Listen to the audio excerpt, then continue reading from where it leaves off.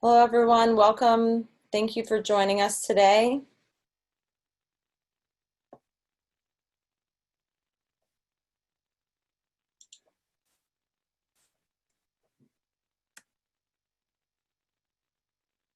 Thank you for joining us today, everyone. As you're filling the room, so to speak, if you could go in your chat box and let us know where you're joining us from today. I'm also going to launch a poll. It's really just a short poll that gives us an idea of who is in the room. If you all could fill that poll out, I would appreciate it. I just launched that poll. Hi, Kylie from Norfolk. Thanks for joining us. Got a lot of Virginia folks right now.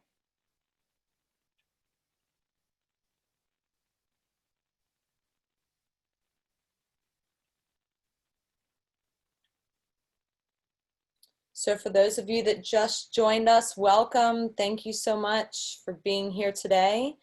If you could go in the chat box, let us know where you're tuning in from today. There's also a poll that we'd like for you to fill out. So if you look at the bottom of your screen, you should see a poll, a little poll icon. If it didn't automatically pop up on your screen, let us know where you're coming from today. There's just a few questions in that poll that'll allow us to understand who you are and what your focus is on. It's always fun seeing the results come in. Got a lot of Central Virginia folks. It looks like we've got over 50% from Central Virginia today. Thanks for joining us.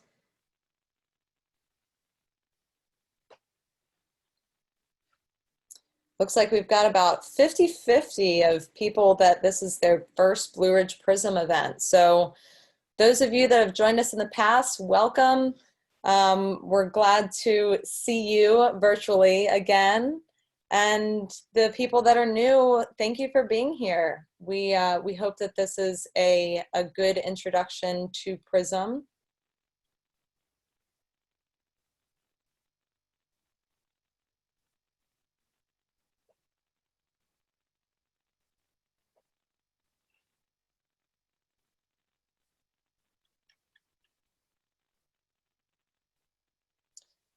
So for those of you who have just joined us, if you could do two things for us today, we'd appreciate it. Go in the chat box and let us know where you're tuning in from today. And then we also have a poll that if you could complete that, that would be much appreciated. If it didn't pop up on your screen when you logged in, you can look at the bottom of your screen and there is an icon that says polling.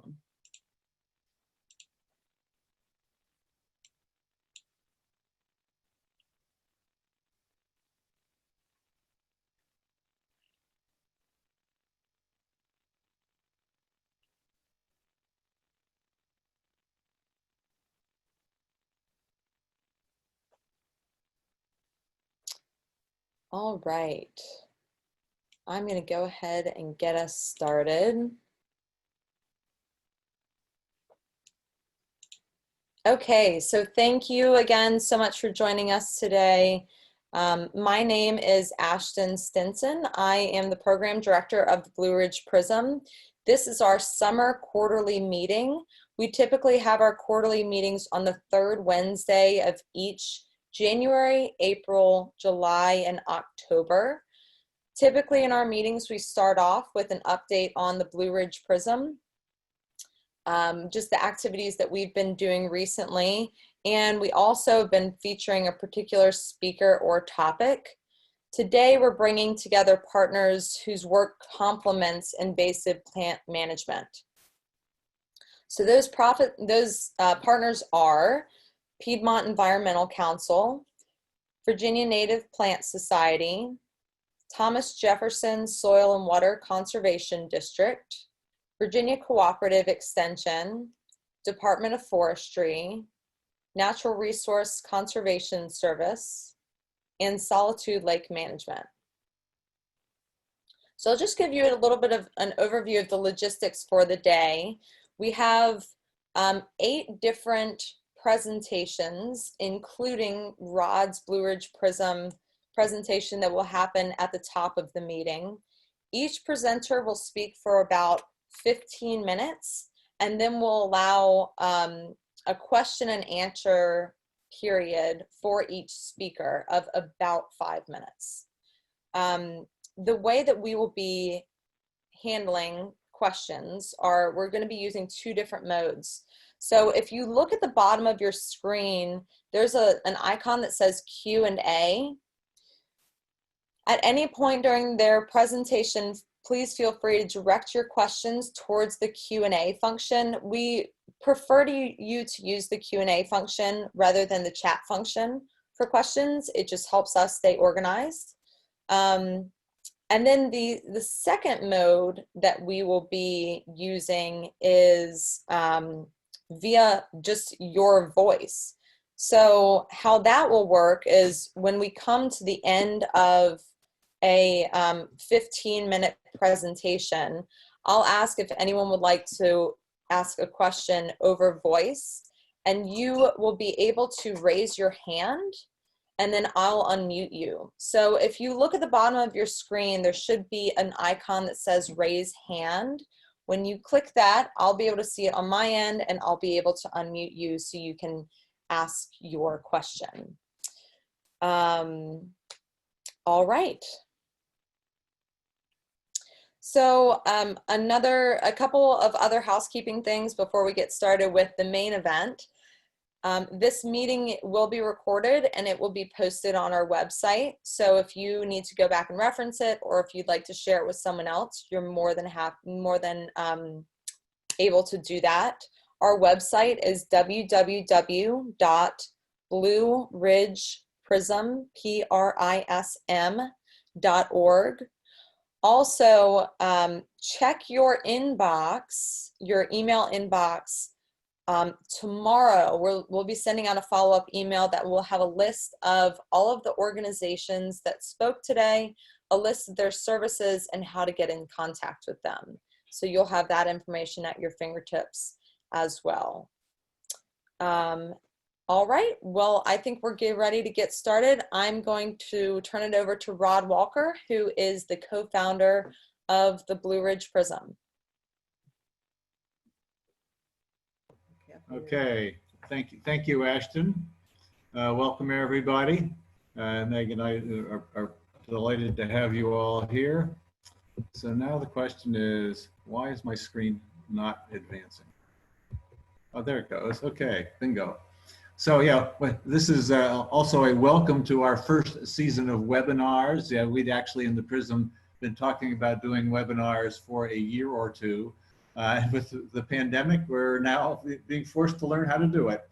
So yeah, we hope you're all getting by and doing well and finding lots of opportunity to spend time outdoors. And of course, with all the challenges we're having, we're a little distracted with various things, but guess what? The invasive plants are moving just as fast as they ever have. Right. Just a couple of quick slides, reminders, or for those who are new to the PRISM discussion. Just a couple of introductory slides. Yeah, this is the scope or geographic focus, if you will, of the Blue Ridge PRISM. We focus primarily on 10 counties along the northern Blue Ridge. There's roughly 3 million acres included, which includes the entire 200,000 acre Shenandoah National Park. We've estimated there's roughly 50,000 landowners that have 5 acres or more, not counting all the suburban and urban and other landowners in the area.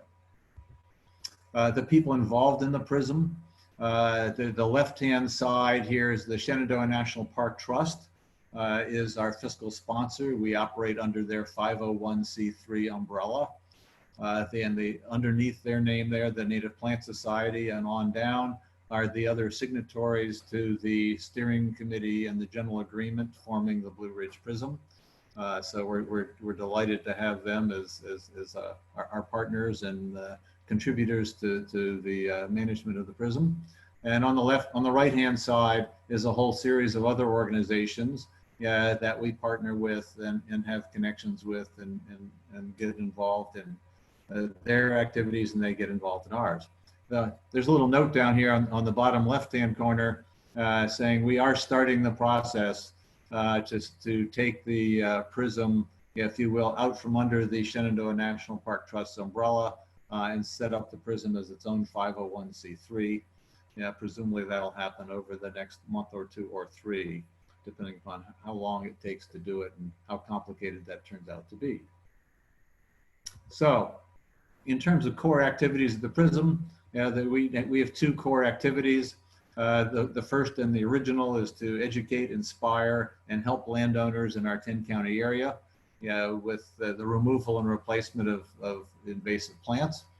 For the last year or year and a half, we've also added to our focus working on invasive plant problems across the entire state. And I'm going to talk about each of those two categories here briefly to give you some updates on what we're up to. So in terms of landowner activities and information, well, okay, quarterly meetings like this one here are now being done by video conference. Which is interesting because instead of having 20 or 30 or 40 or 50 people show up at a quarterly meeting, we now, today we're over 100. And the audience is wider, from a wider geographic area and more diverse, which is great. Tabling events, we used to do a lot of tabling events at exhibitions and county fairs. We don't do those at the moment. Speaking engagements. We traditionally have done lots of speaking engagements to different groups, and we're still available to do that. Obviously, it's now more a question of doing it through Zoom or other video conferencing capability. But if you have a group where homeowners association, garden club, or what have you, that would like to have an invasive plant discussion, we would be happy to come do that for your group through video conferencing. So just let us know. Workshops, check our website for the schedule. Traditionally, we've been giving our workshops for landowners 3 times a year with some seasonally appropriate content. And we're still doing those. Those have included classroom and field walks. Now we do the classroom sessions by webinar. The field walks, we're still trying to figure out how to do those. They would be separately scheduled as we figure out how to do it and circumstances permit. In addition, if you have plant ID questions, what's this mystery plant growing in my backyard or my compost pile? Feel free to send in pictures to info@blueridgeprism.org, and we will do our best to identify what you've got and let you know. We are still publishing our quarterly newsletters. Most of you should have already received one just recently. And of course, there's lots of materials on our website available for download. Other landowner activities, specifically around financing. We're now in year 4 of our NRCS Regional Conservation Partnership Program, wherein we've provided $640,000 of funding for 94 landowners to be working on 2,000 acres. So we've had some conversations with the NRCS about how to improve that program. And indeed, last month, we submitted a proposal to the NRCS to re-up that program. Presumably we'll hear about that by the end of this month. If we're so fortunate as to have another 5-year program, you will hear about it. In addition, a couple of years back, we got a $250,000 grant from a DuPont settlement process over in the Shenandoah Valley. We're now in the 3rd year of work to treat wavy leaf grass at 6 sites. So that work is proceeding under the watchful eye of Jim Hurley, who does a great job with this stuff. The U.S. Forest Service, through the Department of Forestry, also gave us a grant for doing 3 years of wavy leaf work at several other sites. And Jim's managing the first year's worth of work under that, trying to get that implemented and off the ground. And just as a teaser, yeah, we turned in a $3 million proposal to the NRCS that we should get an answer on this fall. I'm not going to go into the details of what that is. There'll be lots of time to talk about it should that happen. So stay tuned. Again, we're up to over 1,600 people on our mailing list. At the rate we're going, by the end of the year, we might even hit 2,000. So on a statewide basis, well, guess what? You know, because of the legislative session and then the pandemic, a lot of things between us and Richmond have slowed down. But as circumstances permit, we are re-engaging with various organizations there. Yeah, we've had conversations going with two of the governor's direct reports, the Secretary of Natural Resources, Matt Strickler and his staff, and Bettina Ring, who's the Secretary of Agriculture and Forestry, as well as conversations going on with various of the agencies there.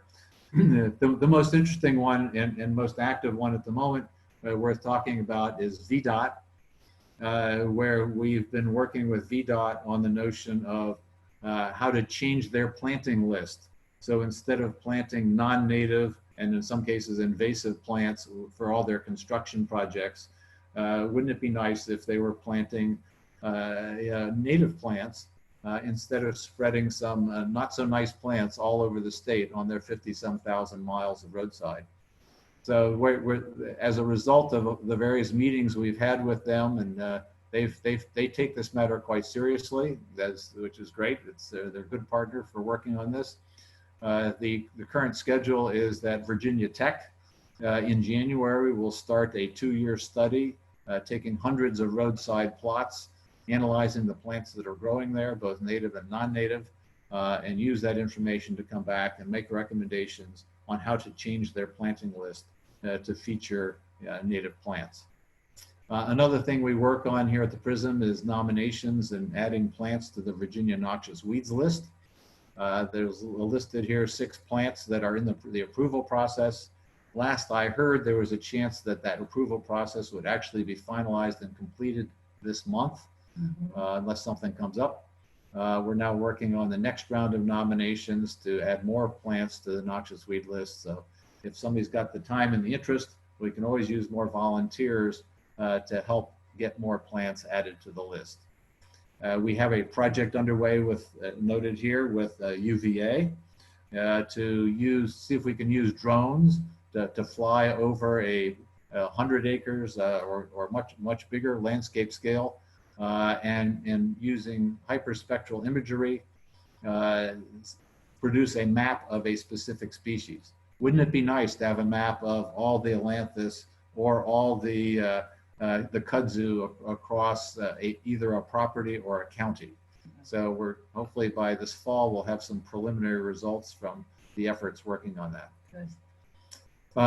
There's a note here saying help is available to form other PRISMs. If there's a group of you out there interested in forming a sister organization someplace else in the state to also help go after the invasive plant problems, we are happy to help you do that. So that's there's help available to do that.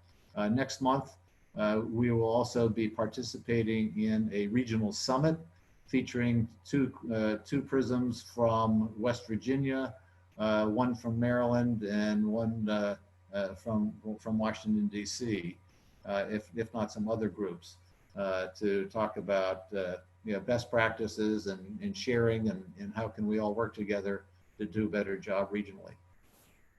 From a PRISM Operations standpoint, this is largely a volunteer-driven organization. We've got 2 great employees, Ashton and Carolyn, but we've received no government funding so far for our operations. We're all donor and grant driven. So to fund the PRISM this year, we received 2 challenge grants, one from the Virginia Environmental Endowment, one from the Family Foundation, both of which we had to match for one, which people on this in the attendance here have been very gracious and helpful. We appreciate all your contributions. That's allowed us to match those grants and fulfill for this year, and now we're going to start working on next year. And we are looking for a new full-time employee. So if you have any interest in looking for the PRISM, feel free to inquire and send a resume. More information is available if you have such interest. So that's pretty much a quick update here. Charlie was featured on Virginia Homegrown TV show. So go out and look for a replay of the April 28th show. You can see Jim out there holding forth with regard to invasive plants. A great job. And there's if you have any questions, you can see our website here and the info at blueridgeprism.org, where you can send questions and inquiries. And that's what I've got here for today. Ashley, are there any questions to be dealt with here at this time? Sure, thank you. So Rod, you were breaking up a little bit towards the end of your presentation, but for those of you who had a few questions or were hearing that on your end, a couple of the things that Rod mentioned was that the Blue Ridge PRISM is hiring. So if you or anyone you know has interest in working for the Blue Ridge PRISM, please send your resume and a cover letter to info@blueridgeprism.org. That is info@blueridgeprism.org. And then you can see on his slide to check out our episode, our feature that we had on Virginia Homegrown. We do have a couple minutes for questions. Does anyone have any questions for Rod on anything about Blue Ridge PRISM and what we've been up to lately? So if you do have a question, what I would ask is that you look at the bottom of your screen. There should be a Q&A icon that you can use, and I'd ask you to direct your questions there. If you would like to ask a question just with your voice, please feel free to raise your hand. There should be an icon on the bottom of the screen that allows you to raise your hand so that I can unmute you. Okay. No problem. So it looks like Phil has a question for you, Rod. So I'm just going to allow him to talk briefly. Okay. Are you with us, Phil? You should be able to unmute from your end. Let's try this. I have a question about how we find out where to provide or find the people who provide the services to eradicate these invasive species. A list of what you call it, contractors or providers of the service. So Phil, if you go to the our website at blueridgeprism.org and go to the resources tab, there is a contractor list featured there. So those are ones that we're aware of. There's quite a few on that list, and many of them cover the entire state. Some only cover portions of the state. So that would be a good place to start. Okay, thank you. It's when you have a large acreage, it's beyond any one person to do the work. I'm sorry, I didn't catch that. What Phil was saying is that when you're just one person, it can be a little bit overwhelming to take on work for a large piece of property. You're absolutely right, Phil. Right. Thank you. Thank you. You got it. Thank you. Okay, so I'm going to go ahead and we do have a couple more questions that we'll answer off to the side. And I'm going to go ahead and we're going to move on to our next speaker. So first up today, we're going to start with a couple of nonprofit organizations. Our first nonprofit that we are going to be hearing from today is Piedmont Environmental Council. So we have Celia Vucolo and Rex Linville. I'll go ahead and turn it over to you, Celia. Great, thanks so much, Ashton.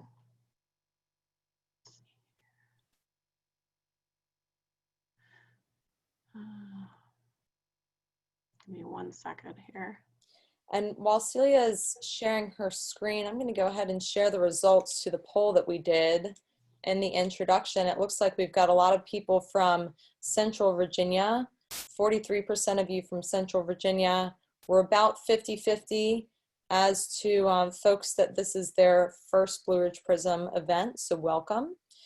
And it looks like we have kind of an even split between suburban and woodland landowners.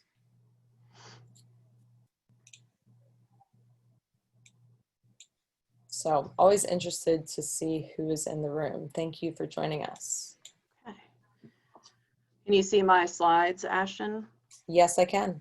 Great. Okay. Well, thanks so much again for inviting us to come and share our work. My name is Celia Vucolo. I'm the Habitat and Stewardship Specialist for the Piedmont Environmental Council. And my colleague Rex Linville and I will be providing an overview of the services that PEC provides landowners and residents of our 9-county region in the Northern Virginia Piedmont. So I work throughout PEC's entire 9-county area, which spans from Loudon County in the north to Albemarle County in the south. I operate out of PEC's headquarters in Warrenton, which is in Fauquier County. Just a quick update, some of our functions have changed in light of the pandemic. We have 3 offices, all of which are currently closed, and all of our staff members are working remotely. We're not holding any in-person outreach events or programs until further notice, but we have offered and will continue to offer webinars. So if you go on to PEC's website, there'll be details and information about those events. Lastly, we are still conducting site visits on an as-needed basis, but are generally trying to avoid meeting directly with the property owner on site. So for example, we may speak with a landowner on the phone beforehand and then visit the property by ourselves in order to maintain social distancing. So PEC works in a 9-county region that includes Loudon County, Clark, Fauquier, Madison, Culpeper, Orange Green, Albemarle, and Rappahannock. We are a nonprofit land trust and environmental policy organization that has been working to protect the Northern Virginia Piedmont for the past 40 years. We work to engage, empower, and educate residents of our region around a broad set of issues that strengthen and protect the places we love, such as clean air and water, sensible transportation, history and beauty, strong rural economies, connecting people and nature, better communities, land conservation, and habitat restoration, which is where I come in. I like to think of our habitat program as kind of a one-stop shop for information on all things land stewardship. I find if I can't answer a stewardship question, I know who can, and will often refer landowners to the best professional for the job. Our program is focused on the restoration protection of natural resources. So of course, managing for invasive species is an important part of that. But also, we work to promote practices like promoting native plants and water quality protection, among others. Our program is made up of 3 pillars. Management of our conservation properties, which serve as demonstration sites for a wide variety of best management practices. Outreach and education to the public on habitat and land stewardship issues, which includes site visits. And then landscape or watershed scale restoration initiatives. These are focused on mainly partnerships with other organizations and agencies that target specific restoration goals within a particular landscape. And of course, as I mentioned, invasive species management is basically, it's woven into each of these 3 pillars. For example, at our 50-acre Piedmont Memorial Overlook property in Paris, Virginia, which is in northern Fauquier County, we have instituted a wide variety of habitat and land management practices, and the property serves as a demonstration site for landowners and the general public. You can see here our 17-acre wildflower meadow, which we restored in 2015. We've also installed native shrub buffers and planted shortleaf pine. Our restoration work there encompasses both invasive species as well as seeding native plants. This is also one of the first properties in Virginia that had a wavy leaf basket grass infestation. Under normal circumstances, I frequently run outreach programs at the Overlook, sharing some of these practices, but as I mentioned, those are currently suspended. People can still visit the property, which has amazing and spectacular views of the countryside via Sky Meadows State Park and the Appalachian Trail. And this is our other big property. It's 141 acres called Roundabout Meadows. It's a farm property near Giberts Corner in southern Loudon County. Roundabout Meadows is a demonstration site for livestock stream exclusion fencing and other ag BMP practices, and it also hosts our community farm project. We have a nice little 7-acre wetland and wildlife preserve that can be accessed by the public via a new trail that starts at the adjacent Mount Zion Historic Park. We've been working to control invasive shrubs such as autumn olive and multiflora rose in the riparian buffers and wetland preserves, so happy to talk to anybody about our experiences with that. So for our HOA communities and residential homeowners, I've installed 3 public gardens, pollinator gardens, and 1 natural pollinator plot. Most of these are in the northern part of our region in Fauquier and Rappahannock. Our biggest project to date on this scale has been at our headquarters, a PEC headquarters office in Warrenton. The Larson Native Plant Garden hosts over 100 species of native plants on a 3-acre lot in downtown historic Warrenton. And the focus for this project was really just to show residents how you can use native plants in your landscaping. Once again, normally I host workshops and walks at our office, but that's postponed for the time being.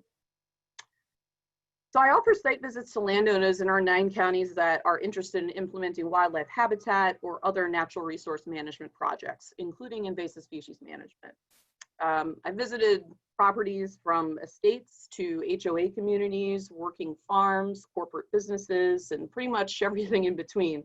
Most folks call looking to talk to me about native plant landscaping or wildflowers, meadows, or pollinators, but I'm happy to talk about anything in the natural resource field. I often bring along partner representatives from other agencies and groups if the landowner has multiple questions or are interested in cost share programs. And I should mention, since we are a nonprofit, we do not charge a fee for our service, but we are always happy to accept donations. And lastly, landowners and residents in our region can take advantage of our resources through some of our regional initiatives. These, as I mentioned before, focus mainly on funneling resources to a specific area in the landscape in order to address a natural resource management issue or issues. For example, our trout stream initiative, which we have been working on since 2013, spans 4 counties that abut Shenandoah National Park and involves multiple federal, state, and private organizations. We have removed barriers to fish passage, which are in this case road stream crossings, in 4 headwater streams, and are poised to do 2 really great groundbreaking projects with VDOT soon. I'd be happy to chat one-on-one with anybody who, if any of these titles catch your eye, I'm happy to talk more afterwards. So in closing, PEC's Sustainable Habitat Program is one of our newest programs. Private land protection has been a priority for us since 1972. And we believe that it's not enough just to protect land. It must also be stewarded for wildlife, water, and biodiversity. With that said, I'm going to pass this on to my colleague, Rex Linville, and he's going to give a short overview of our land conservation and protection work. Rex?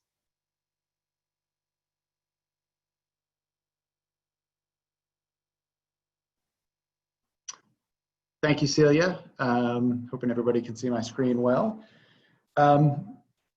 Celia already showed this map of our region, and it shows the protected properties. Basically, all of the properties in green on this map are permanently protected with conservation easements, which is the tool that I'm going to talk about today. In the 5 or 6 minutes that I'm going to talk, I'm not going to be able to make any of you experts in conservation easements, and hopefully I'll give you some resources where you can learn more and be able to get some more information about properties in your area and how to move forward. This image, I think, is really important to think about the relationship and the nexus between the why of land conservation. Why are we protecting land and what are we protecting?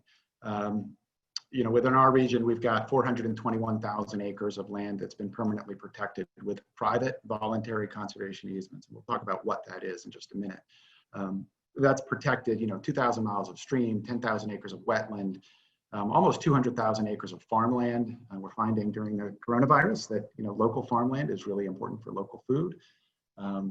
Again, almost 200,000 acres of forest land, which is both a source of timber and fiber, but also wildlife habitat areas.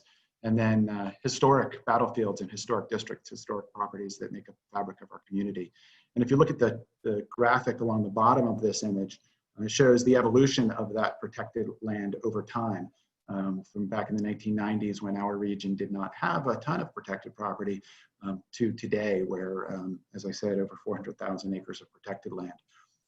And for me, what's important is that nexus between why people preserve land, why people protect these resources, and the tool itself. I mean, invasive species management, wildlife habitat management are really things that people do on the property today that help improve habitat, that help improve the landscape. Conservation easements are long-term tools that help protect that investment that people have made in the land, and providing a great landscape. And we find that a lot of landowners that get interested in invasive species control are subsequently interested in land conservation, or vice versa. People that are interested in land conservation and permanently protecting that property from subdivision and development, then subsequently become interested in how to do the work that Celia is doing, or how to work with Blue Ridge PRISM on invasive species management.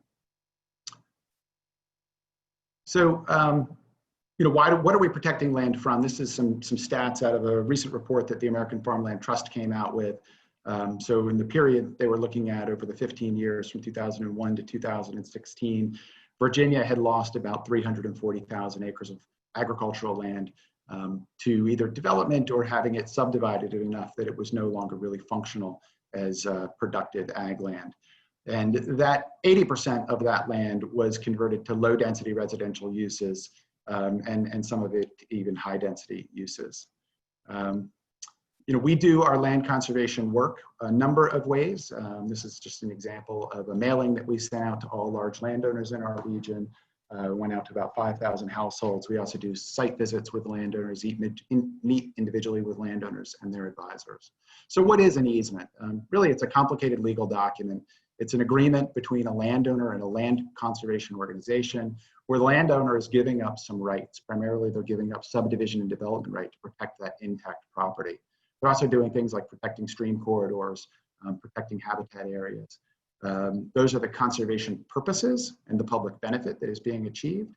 And easements in Virginia have to be consistent with local comprehensive plan. That's just a legal requirement. And as I mentioned briefly, they're also an agreement forever. There's a lot of different organizations in Virginia that hold easements. One of the primary ones being the Virginia Outdoors Foundation. There's also state agencies like the Virginia Department of Forestry, the Virginia Department of Historic Resources, local counties like Albemarle County, or then private nonprofits like PEC also hold easements. This is just a resource. I know there's people from all over the Commonwealth on the call right now. So one place you could turn is Virginia United Land Trusts. I'm a board member with Vault, and that is a place to turn to find a local land trust in your community. I saw there were a couple of people from outside of the state, and you can go to findalandtrust.org through the Land Trust Alliance to find a land trust in your community. So why do people protect land? It's primarily love and money. They protect property because they love their property, they love the resources, they've gotten attached to them through, as I said, through working with a group like PRISM on invasive species control, or working with Celia on habitat work. They love that land, they want to make sure that it never gets subdivided and developed. Or they're interested, or some combination of the two, they're interested in various tax benefits that may be available to them, either state income tax credits or federal income tax deductions. So the tax incentives for permanently preserving land can be fairly substantial. And one of the things that I do is help landowners work through that and understand those benefits. And that conservation policy in Virginia that has has helped create those, has helped lead to this protective matrix of properties in the Commonwealth. This just shows in our region lands that have been identified by the Commonwealth through the Conserve Virginia program as being high conservation priorities, and the relationship between those sort of orange colors that you're seeing and then the red colors, which are protected properties.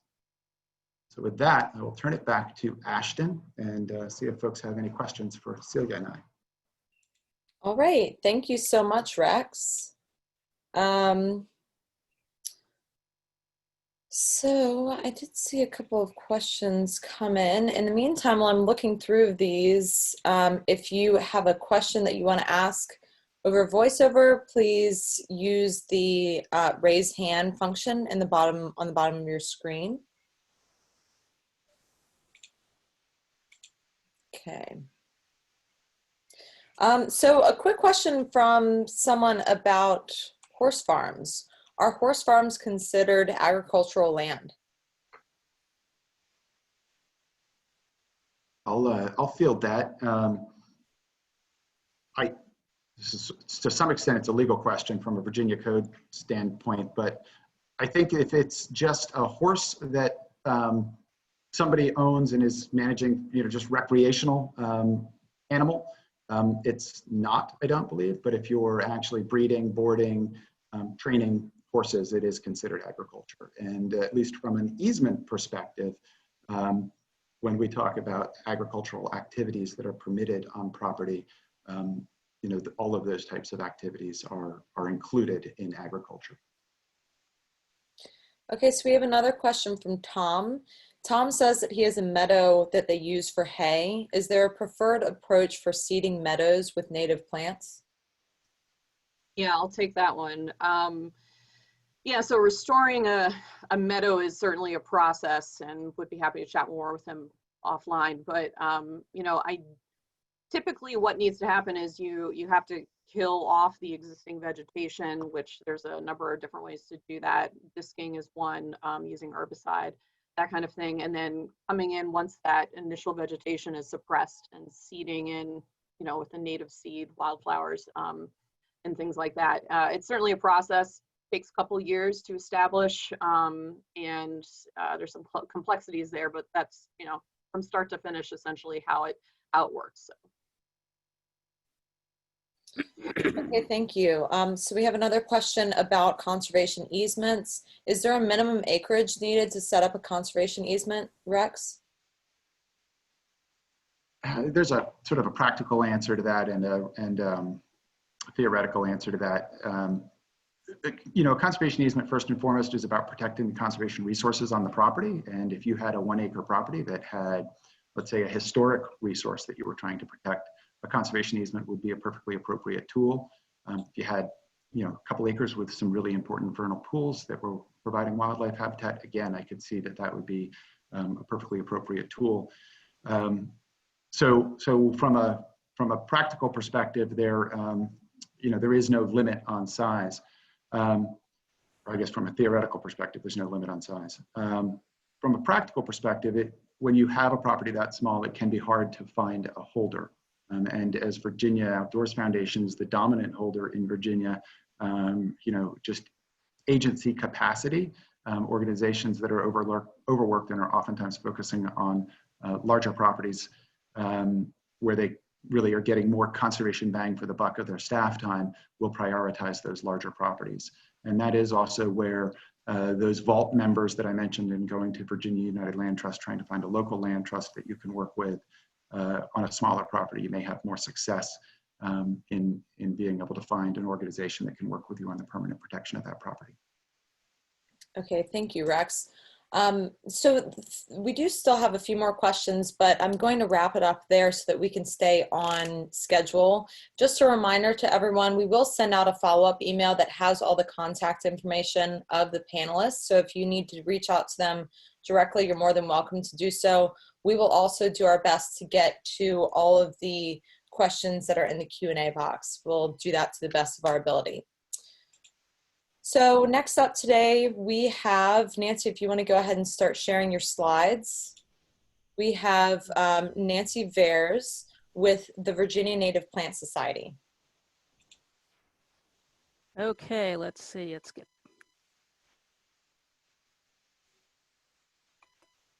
Does everybody see that?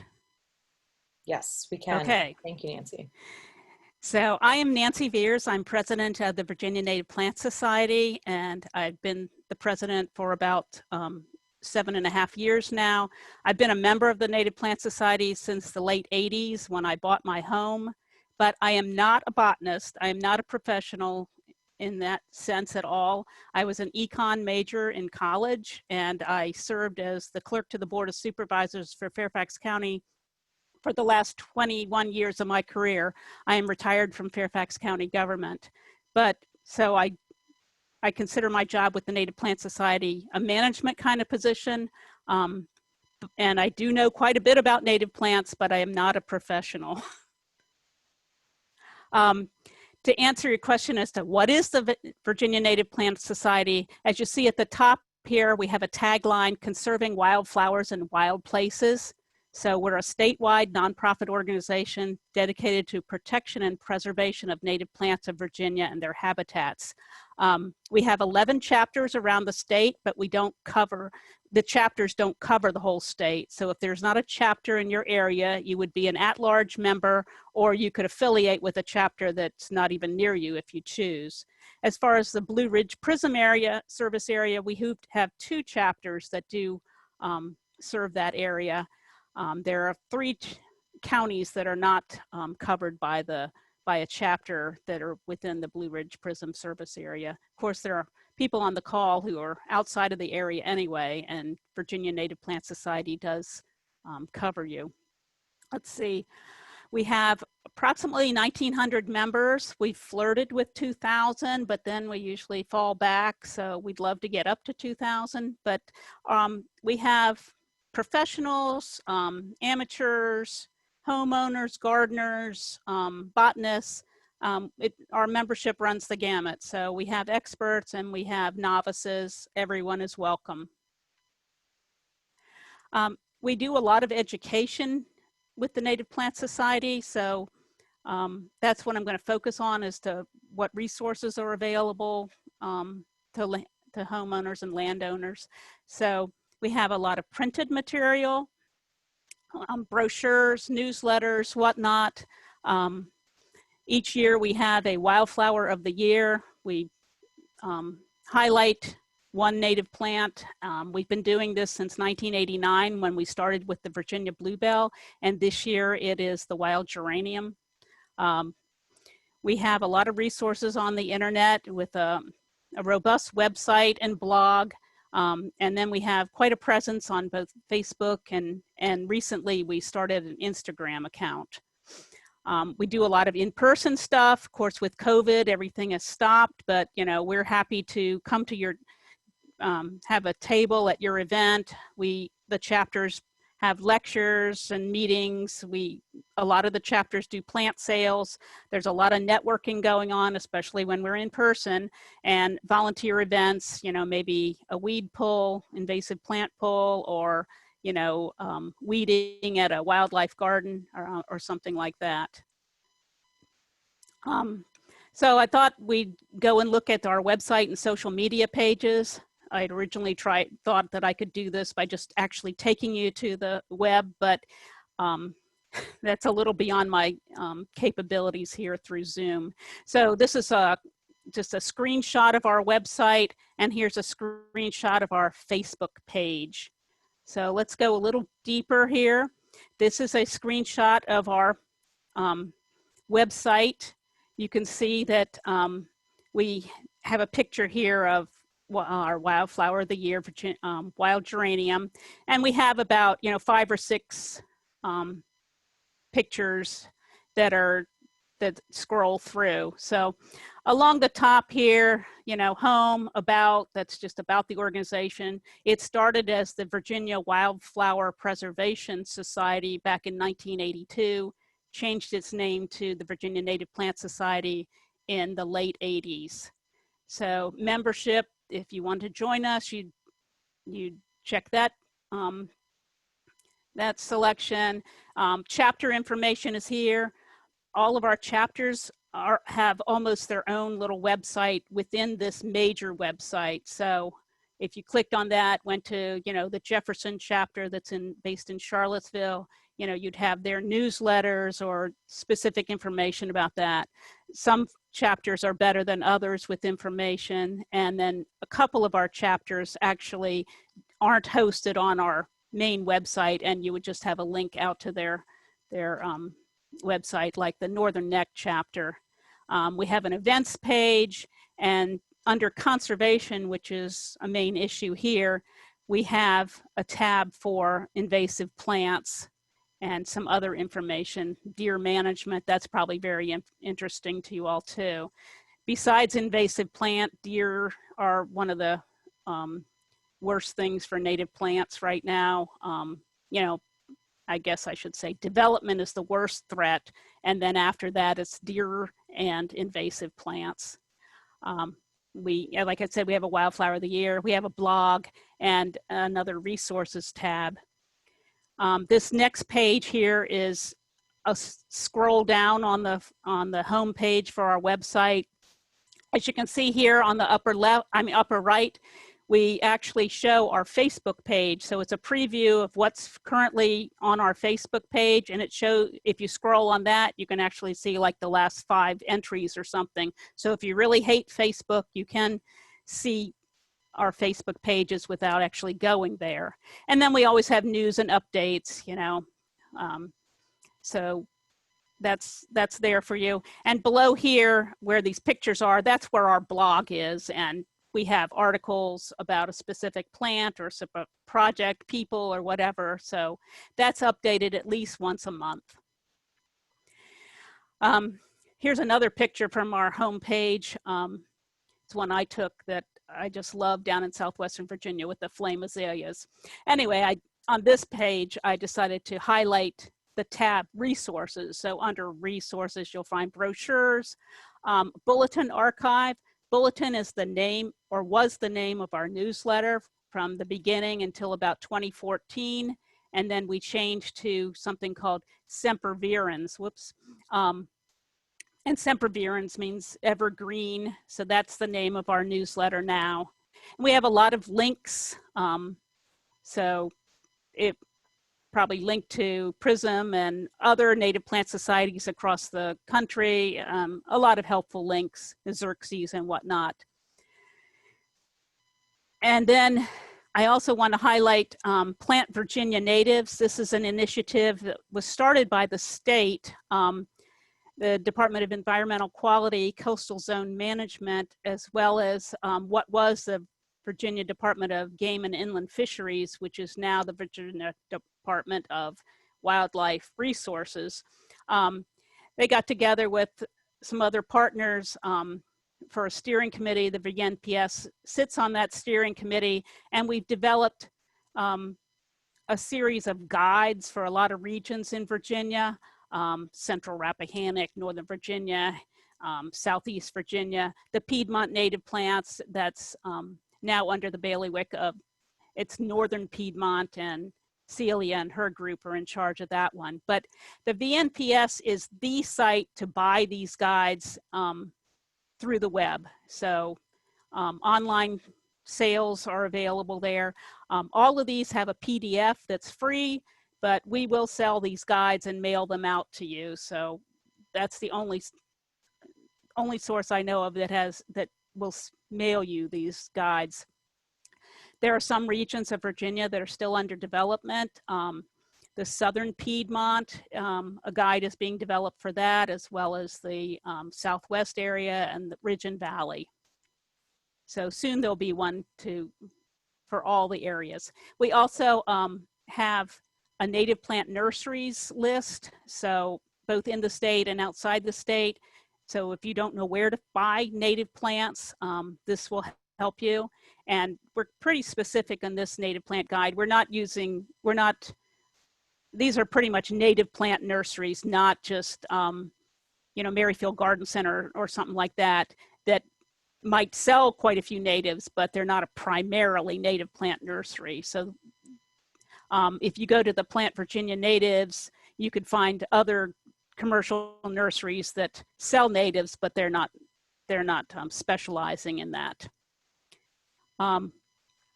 Here's a picture of a screenshot of our Facebook page right now.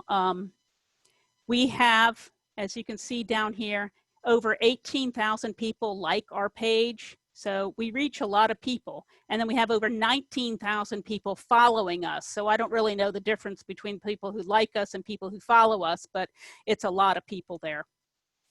So, and then we have our Facebook group, which I find is very useful. We have 8,000 members. It has increased exponentially since COVID. We had fewer than 4,000 members, and now, you know, we're up to 8,000 members. People join and then want to identify a plant or whatever. It's a moderated group. We have admins and moderators that make sure that people stay on topic, but you're welcome to post photos, ask questions. I know that the Blue Ridge PRISM will identify plants for you, but we also do this. We have a lot of experts in the group, and it's also a great crowdsourcing kind of experience where people will answer, you know. So I encourage you to, if you're on Facebook, to try and join our Facebook group. And then here's just an example. Somebody asked, is this a native? It seems to spread rapidly. And John Hayden, who happens to be our VNPS botany chair, answered that it's evening primrose, Anethera biennis. So there you go. And we're on Instagram. Ashley Moulton started us on Instagram recently, and it mainly mirrors what's on our Facebook page. And here's some contact information. I'll just put it all out there. I'm the president, but we have one staff member. We're primarily just a volunteer organization. We have one part-time office manager, and she fields questions that come, or emails that come into our main email box, vnps.org@gmail.com. And then here's our website. And then we have two co-invasive plant educators, Ruth Douglas and Jim Hurley. Both are members of the Blue Ridge PRISM. So there's a lot of cross-pollination in organizations here and in people. You know, they're also master naturalists, and, you know, so they're in a lot of different things, but they're willing to come out and do programs for you or whatnot. And some other members from other chapters can do that as well. So if there are any questions, I'm happy to field them. Thank you, Nancy. You're welcome. So we'll go ahead and open it up for questions. If you have a question, please click on the Q&A box on the bottom of your screen. We are also able to answer questions if you would like for us to unmute you, so you could raise your hand. That's an option as well.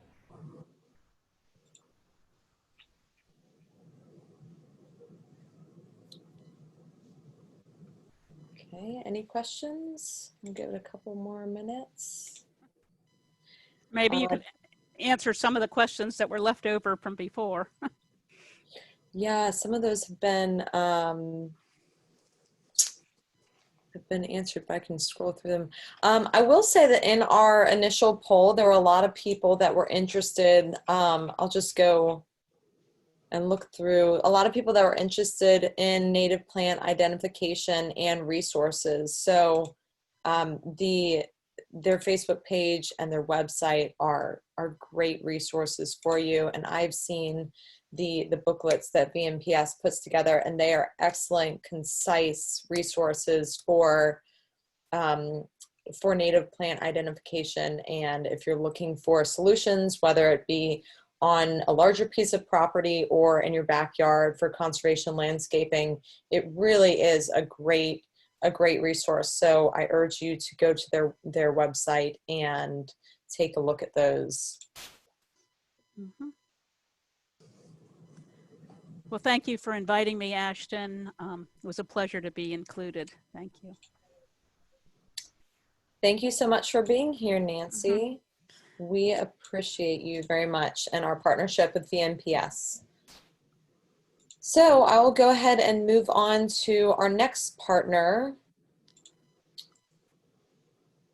Okay, so our next partner is Thomas Jefferson Soil and Water Conservation District. We have Mary, who's with the SWCD, who is going to present next. Hello, everyone. Can everybody hear me? Yep, my name is Mary Eiserman. Grateful to be here today with all our partner agencies and representing the Soil Water Conservation District that I work for. I've been in the conservation field for off and on for 10 years now, with a heavy emphasis on the off times in native plants and gardening. Our district covers 4 counties within the area that PRISM covers, some of them, not all of them. We cover Nelson, Fluvanna, Albemarle, and Louisa counties, as well as the city of Charlottesville. Soil and water conservation districts were formed in the 1930s as a government response to issues from and causing the Dust Bowl crisis. It was originally called the Soil Conservation Services, and the goal was to help landowners implement best management practices on their farms to conserve shared resources for everyone in the United States. Today, the structure is a little bit different, and soil water conservation districts are kind of the local arm of the organization. We still work very closely with the federal partners with the National Resource Conservation Service, and you will hear from Corey Kirkland with them a little bit later.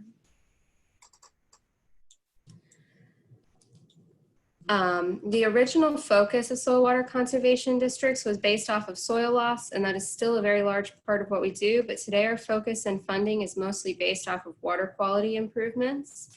And these here on the slide are some of the avenues that we do this through. Our ag programs by far are the largest part of our funding. Last year, the Thomas Jefferson District allocated over $2.3 million to local landowners to implement conservation on their farms. We also conduct plan review for new construction for several of our localities. This is done with the Department of Environmental Quality Standards. We have some septic programs that are available for certain specific watersheds.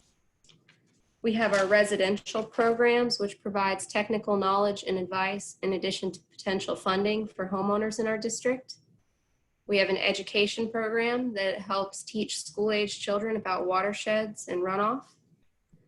We also have an easement program that supports low-impact development of new sites by maintaining natural spaces. And it's been mentioned by both of the presenters already today, but I'll mention it again, and I think it'll probably continue past this. One of the other services that we offer is acting as a resource hub. So we are here to connect you with the people that can be most helpful to you. And we are thrilled to work with all these different agencies on a daily basis that have so much good information and ability to help folks. Our services are also free. We are funded with state funds, so we are here to help the taxpayers. I will briefly touch on our agricultural programs. They allow us to address a number of issues affecting our environment. We deal with things like cattle and streams, manure management, feedlots. We also work with cropland practices like cover crop and converting areas of fields to grass channels to prevent erosion. We see some really big improvements on the ground from our ag program. These are improvements not only for the environment, but also for our producers' bottom line. Though there's no direct funding in our ag program for invasive species management, it is certainly part of what we do during our visits and in working with landowners. So we are constantly informing and educating about invasive species and how to remove them, as well as connecting with partner agencies that might be able to give more hands-on help to certain landowners. Our residential programs with the Thomas Jefferson Soil Water Conservation District, they're also largely based off of water quality incentives. The mechanisms by which we deliver these programs are through education and technical assistance and site visits. Though our office is closed for COVID-19 right now, we are actively still conducting site visits with proper social distancing mechanisms. We have kind of halted our outreach at this point, though. With the education, we generally work with homeowners associations, we work with garden clubs and master gardener groups, among others, to educate about soils, hydrology, and stormwater impacts and management. But like I said, we are still conducting technical assistance and site visits. We meet with landowners, talk to them over the phone. We can look at properties to see the issues that people are experiencing on the ground. Following that, we can provide technical and practical advice and possibly solutions to problems, as well as connecting homeowners with the best resources and organizations to work with them. When it is applicable, we are also happy to guide property owners through the process of applying for grant funds through our residential programs. The Conservation Assistance Program can reimburse up to 75% of eligible costs for the BMPs, the best management practices that are shown on this slide. This is a slide taken, an image taken from the Virginia Conservation Assistance Program website. The Virginia Conservation Assistance Program, or VCAP, is a newer program as far as our agricultural cost share program goes. It's much newer. It's only about 6 years old. TJSWCD, our organization, is proud to have been one of 5 districts that ran a pilot of this program in 2014. The demand for the program as a pilot was so strong that the program is now statewide and funded by the General Assembly. Of the eligible practices shown here, all of them support the removal of invasive species and replacement with natives, but the practice that we see used most to accomplish this is conservation landscaping. There are several approaches in the Conservation Assistance Program to conservation landscaping, and the baseline practices are broken out into 3 different types. So mulched beds, native meadows, and tree plantings. These can also be used in application, these baseline practices, as a filter strip, which filters and infiltrates upland runoff before it can hit a slope, or as a riparian buffer to filter runoff before it enters a water body. It is worth noting that a resource concern, such as erosion, must be present to qualify for funds from the Virginia Conservation Assistance Program. That's the state program. And also, you do need to apply for these funds before you can move forward with installation of the practice. So the Thomas Jefferson District not only works to allocate funding for projects through the statewide Virginia Conservation Assistance Program, and that covers our entire locality, those 4 counties I mentioned, plus the city of Charlottesville. But we also have special funding from both Albemarle County and the city of Charlottesville. Because of how popular the programs proved to be in those localities, and because of those localities' interests in supporting native plants, land stewardship, and habitat development, they have chosen to financially support additional installations of conservation assistance programs, along with technical assistance for property owners in their localities.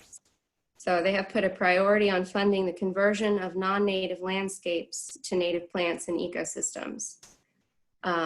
This allows us at our district to move a bit beyond the need for resource concern being in place to plant natives in the areas of Charlottesville and Albemarle County. Here I'm going to highlight 2 projects briefly that we've recently completed in Albemarle County. They were installed with funding through our organization. This project removed privet and autumn or Russian olive from a young woodland riparian area and replaced it with native trees and shrubs. The debris was chipped and the chippings were used as mulch around the new plantings. This project fell under the heading of mulched bed. This second project took a steep roadside bank that has experienced a number of erosion and invasive issues in the past, in addition to being very difficult to manage. The scope of the project was to establish a native meadow consisting of grasses and forbs by hydroseeding the slope. For those of you that don't know, hydroseeding is a planting process that uses it's like a slurry of seeds and mulch. It's also often used as an erosion control technique. This is actually a first for us, seeing this applied this way, and we're pretty excited to see how it develops. But once it's established, which does take about 3 years, this meadow should be able to help keep invasive species at bay because of its density, and it should also work really well to hold the soil together on the slope. And it has the additional benefit of supporting wildlife and pollinators. I threw another slide in here just to show, I know it's not an invasive, but lawn grass is not native. And anytime that we can replace non-native plants with natives, we're doing a really great thing. And I always like to share this little black and white graphic at the bottom. It's one of my favorite things to share. The little rectangle that's circled in red on the bottom left is your your non-native lawn grass, and the plants to the right are your native grasses and wildflowers that you'd find in a prairie ecosystem. And this image really shows you the difference between what's going on for habitat, for water infiltration, for everything. You're lucky with lawn grass if you're going to get 3 inches of a root system. So it's a great image to show how much is there. And I'll leave you all with this slide here that has my contact information and the contact information for my colleague, Chris Giberts, who administrates our residential programs. Happy to answer questions, and you can also always contact myself or Chris. Thank you so much, Mary, for your presentation. I'm just going to give a couple minutes for questions to roll in. If you all could use the Q&A feature at the bottom of the screen to type a question to us, or if you would like to ask a question just in person, so to speak, please feel free to use the raise hand feature and we'll unmute you so that you can ask a question using your voice to Mary. All right, so it looks like we've got a question from Brad. Brad, I'm going to bring you on here. Are you with us? Yep, can y'all hear me all right? Mm-hmm. Yes, we can. Okay, just want to say thank you for that presentation. My question's about the installation of the native plantings. So after the removal of the invasives and the new native plants are put in, can you speak to kind of the ongoing maintenance regime to successfully establish those plantings and how you manage it so that the invasive don't move back in? So every practice that we work with landowners to install will have its own specific maintenance plan. We look at that kind of 3-year window of establishment as being really critical, that folks do need to stay on top of monitoring and removing new invasives. In the case of that mulched bed planting, I believe that there were chemicals used to kill the invasives as they were cut out.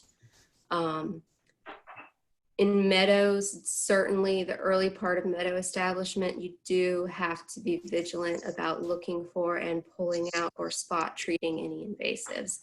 And that treatment, I can't tell you a blanket treatment because it does vary from site to site, from project to project. Does that answer your question? Yeah, I guess just a follow-up to that would be if you have any suggestions or strategies on how to measure, a smaller size, half an acre or something like that versus multiple acres. If you have any recommendations on just measuring ailanthus or autumn olive when you're dealing with large properties where you've got 5 or 10 acres that's kind of infested with invasives. We work a lot with small property owners, especially in places like the city of Charlottesville. It is very problematic when you have a property bordering yours that is unmanaged and full of invasives, but there are little things that you can do, and there are some more aggressive native species that you can look to plant. I would also say that if you can get to a point where you have a really, really dense planting, these really established meadows often have such density that there's not room for other things to grow. Those could be methods you could look at, but as I said before, each site is so site specific. If you're in our district, we'd be happy to chat with you about your property in particular and see if we had any further recommendations. Thank you. Thank you. Mhm.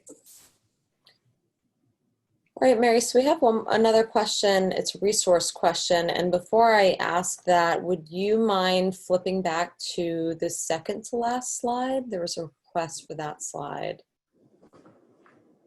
That one?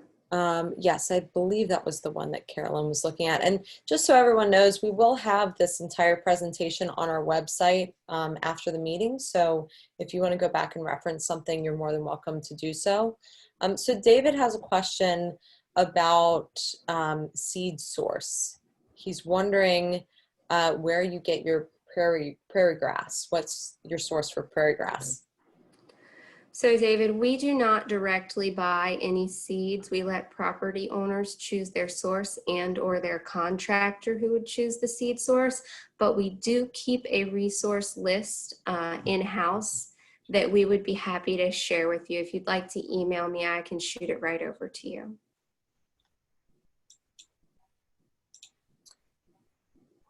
Okay. Mary Iserman, Soil and Water Conservation District. Okay, so any more questions before we move on to our next speaker? Just do one more check. Okay, sounds like we are ready to move on. So our next speaker is Adam Downing with the Virginia Cooperative Extension. Thank you for joining us today, Adam. Thank you. It's good to be here. I happen to notice that I'm the middle talk, which I like that because one thing I want everyone to know is that we all work together. So you might hear some overlap of things, and there's no turf battle, no pun intended there, Mary, with turf, between these organizations. So, so if you don't know where to go, just like what Mary said and others, just pick someone and you'll get to the right place eventually. So it's a pleasure to be here with you. My name is Adam Downing. I work for Virginia Cooperative Extension as one of the Forestry and Natural Resources agents. I'm based in Madison and I serve our Northern District. I'm going to give you a little bit of overview of what Virginia Cooperative Extension is. It began with the Morrell Act. The Morrell dude was the one who introduced the legislation to start the land grant university system. In 1862, that would have been the land grants such as Virginia Tech. And in 1890, that would have been the land grants such as Virginia State University. So in our southern states, we have 2 land grant universities. And in some states, we even have more than that with Native Americans. And then in 1887 was a Hatch Act, and that started the research system. And following that was the Smith-Lever Act, which actually brought some of these things together under the Cooperative Extension. And in 2014, we turned up 100 years old, and it's largely credited, Extension is largely credited with the agricultural revolution that followed the Civil War and fed the country really, and continues to feed much of the world, agriculturally speaking. So this land grant thing, some of you are probably graduates of a land grant university. They have a 3-part mission. To teach, that's what happens on campus. To do research, that happens on campus, in labs and in the field, and then extension. Extension is actually a formal part of land grant universities, but this happens off of campus, largely with field-based extension personnel, as well as some specialists on campus who conduct applied research and outreach. And so in Virginia, we've got these partners, the university, which is kind of connected with the state.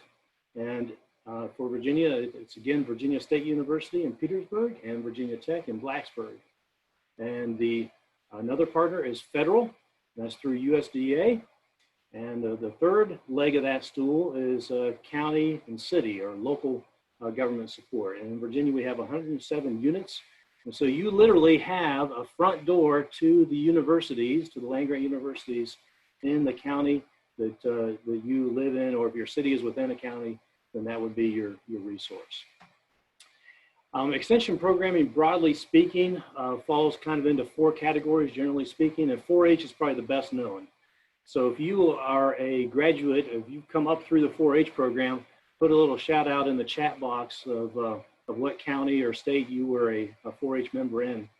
So that is the most recognized, it's the largest youth program in the country. And from that, then that actually developed later in the extension history. The first part of extension was A&R, which is agriculture and natural resources. And it was largely agriculture. And that, again, was the agricultural revolution in this country. And more recently, not within the past few years, but within the past few decades, natural resources has become an increasingly important part of that. And that's where I kind of fall into that program. FCS is an abbreviation for Family and Consumer Sciences. So that used to be kind of the food safety, and it continues to be food safety, as well as family financial planning and stuff like that. And CV is community viability, and that's a broader, a little bit more nebulous category in Virginia for what some of the extension people do in the field and on campus. So I have these arrows pointing to and from the two land-grant universities in Virginia. And that is because the system is designed so that the needs that are known out in the field, where, like say, where I'm in Madison County or the areas that I serve, informs the research that is happening on campus within the extension realm, as well as the research results, the data-driven decision-making points that is learned on campus, say in Petersburg, is disseminated out to the state. So that's kind of the broad picture of what cooperative extension is about. And so I have this tree here with a bunch of words. An extension agent is many things. We write, we help with research, we organize within communities, we partner with everyone that's on this, this call. We are volunteers ourselves. We also train volunteers such as master naturalists, master gardeners. If you're one of those, you can give a shout out to that. And so extension agents are many things. The term agent is sometimes a little bit misleading. I like it because it's broad, it captures things. We do more than education, but certainly education is a big part of it. Here's what extension looks like in Virginia. We have 4 districts. And again, I am located in Madison. And you can see that my work area, the Northern District, includes everything except Nelson County as far as the Blue Ridge PRISM is concerned. And Nelson County used to be in the Northern District, so I still do some stuff there. So the special agents, if you will, they're actually agents in every county, but there are 4 people like me. And here's the best 3 looking guys. I took pictures from many years ago when they were younger and better looking. We're all getting a little long in the tooth now, but so this is kind of generally where they are located within the state, Southwest, South Central, and Southeast area. And these are boots on the ground. So there I am with the mustache covering up my ugly mug. So we are the boots on the ground, so to speak, when it comes to forestry and natural resources with Virginia Cooperative Extension. So what does our programming look like? It has many different facets. So landowner education includes working with woodland owners and other landowners, including agricultural, to improve water quality, to improve forest management. One of the big programs we have in our landowner education pocket right now is helping landowners transition land from one generation to the next. That program is called Generation Next. I also do some urban forestry work in Northern Virginia, Charlottesville, and the more urban areas, working with urban foresters, local decision makers, and elected officials. The interface area, so some of you are smaller acreage owners, and so we have a program designed specifically for small acreage owners called the Woods in Your Backyard. We also do a fair amount with outreach to professional resource professionals, such as fellow foresters. We have a logger education program called Sharp Logger. And we also help provide some educational outlets to well, people like Corey Kirkland and his group with NRCS. So this goes both ways. We learn from them, they learn from us. I already mentioned 4-H and youth, and then general public. So we try to keep an eye out to the general public. We are mindful that what we do is supported by public dollars, and so the public ought to be supporting. Even if I'm working on with someone individually, what is the public value of that? And I'll come back to that here in a little bit. To drill down a little bit with what are some of the services and connections that, that we offer landowners, we're light on the service side. We generally don't go out and make a one-on-one landowner visits, in large part because others on this call do that. Virginia Department of Forestry especially, who I work very closely with. And so there's no need for me to duplicate that kind of service. And I wouldn't be able to in the area I serve anyway. But we do offer some diagnostics. Rod mentioned that if you have a plant ID question, you can send them a picture, and you can do the same with us. And we can also help identify disease and insect issues through our Master Gardener help desks or through extension agents. Soil testing, the image that's on the slide here is a big one that is fairly unique to extension. You can get that done commercially, but through extension, it's $10 for a basic soil test. And every spring, lots of people come through the extension offices to get these little boxes, fill them full of soil, and they go to Blacksburg and are analyzed for what nutrients are missing or would help improve the productivity of the garden or the lawn or whatever the case may be, including farmland, forest land too, but generally we're not talking about changing the fertility of forest land, but if you've got agricultural land, fields or crops, then that's also a soil testing service. I wrote down connections here on the second half of this slide, the right-hand side of the slide, because we offer a lot in terms of connections. How can landowners and the general public connect with natural resources? And some of that happens through well-established volunteer programs, such as Master Naturalist, which is housed with Virginia Cooperative Extension, but it's a partnership with Department of Forestry, Game and Fisheries, and others. Master Gardener is exclusively extension program with lots of support from people, but it's a little more closely tied to extension than Tree Stewards is also one of those partnership organizations. If any of you are in Tree Stewards, then there are a few tree steward groups around the country, around the state, excuse me. The one in Charlottesville I helped get started a number of years ago, so there's an extension connection there. There's a lot of newsletters and social media outlets and of course, in this day and age, we're doing more of that. And so there is a silver lining in all this. I'm going to show you a newsletter that if you don't get, and if you're a landowner in particular, you're welcome, anyone's welcome to receive it. If you're a landowner in particular, you may be interested. And then we offer a lot of educational programs. VR means we're doing a lot of that with virtual reality now. But we also offer, have historically, and we will continue to offer programs in physical reality, PR, and social reality. So we're in phase 3, we're able to do some of this on a reduced basis, but hopefully we'll get back to that in a more broad scale sometime soon. As far as site visits go, the people like me and my colleagues, it's probably a limited amount of site visits because we're all covering, say, 20 counties. But the extension agents in each locality sometimes will make site visits. So it depends on the situation. They may or may not be the best person to make a site visit for your situation.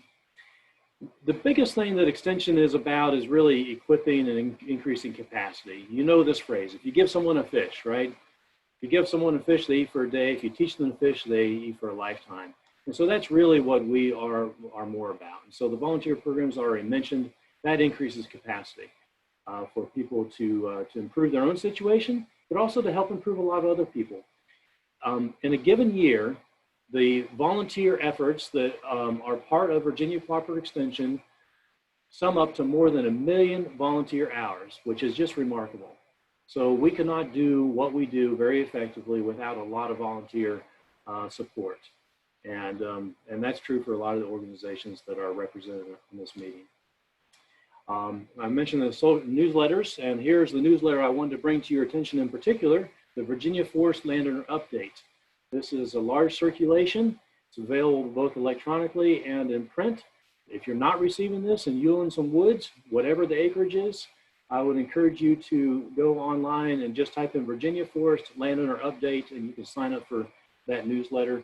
and find out about educational programs coming up, as well as read good informative articles on topics of interest. And that is through the Virginia Forest Landowner Education Program. My colleague on campus coordinates that. Jennifer Gagnon is her name. And just a little shout out to some of the contributors of this and the not so distant past. Rod Walker, if you can't see that, Rod, you authored one of the articles that was published here. So it's a great newsletter. I encourage you all to sign up for it. Okay, let's see here. In terms of some resources that are more specific to this topic at hand, and that would be pesticide. Extension probably does more with pesticide training than other organizations. We are kind of the go-to in cooperation with VDACs to do certification and recertification trainings. So most of you, if you are owning your own property and most products, you will not need to be a certified pesticide applicator. However, that doesn't mean that you couldn't, shouldn't, or might not be interested in taking a training just to learn a little bit about pesticide safety and application techniques and chemistry and stuff like that. So if that's of interest, contact your local extension office or VDACs, Virginia Department of Ag and Consumer Services, to learn more about that.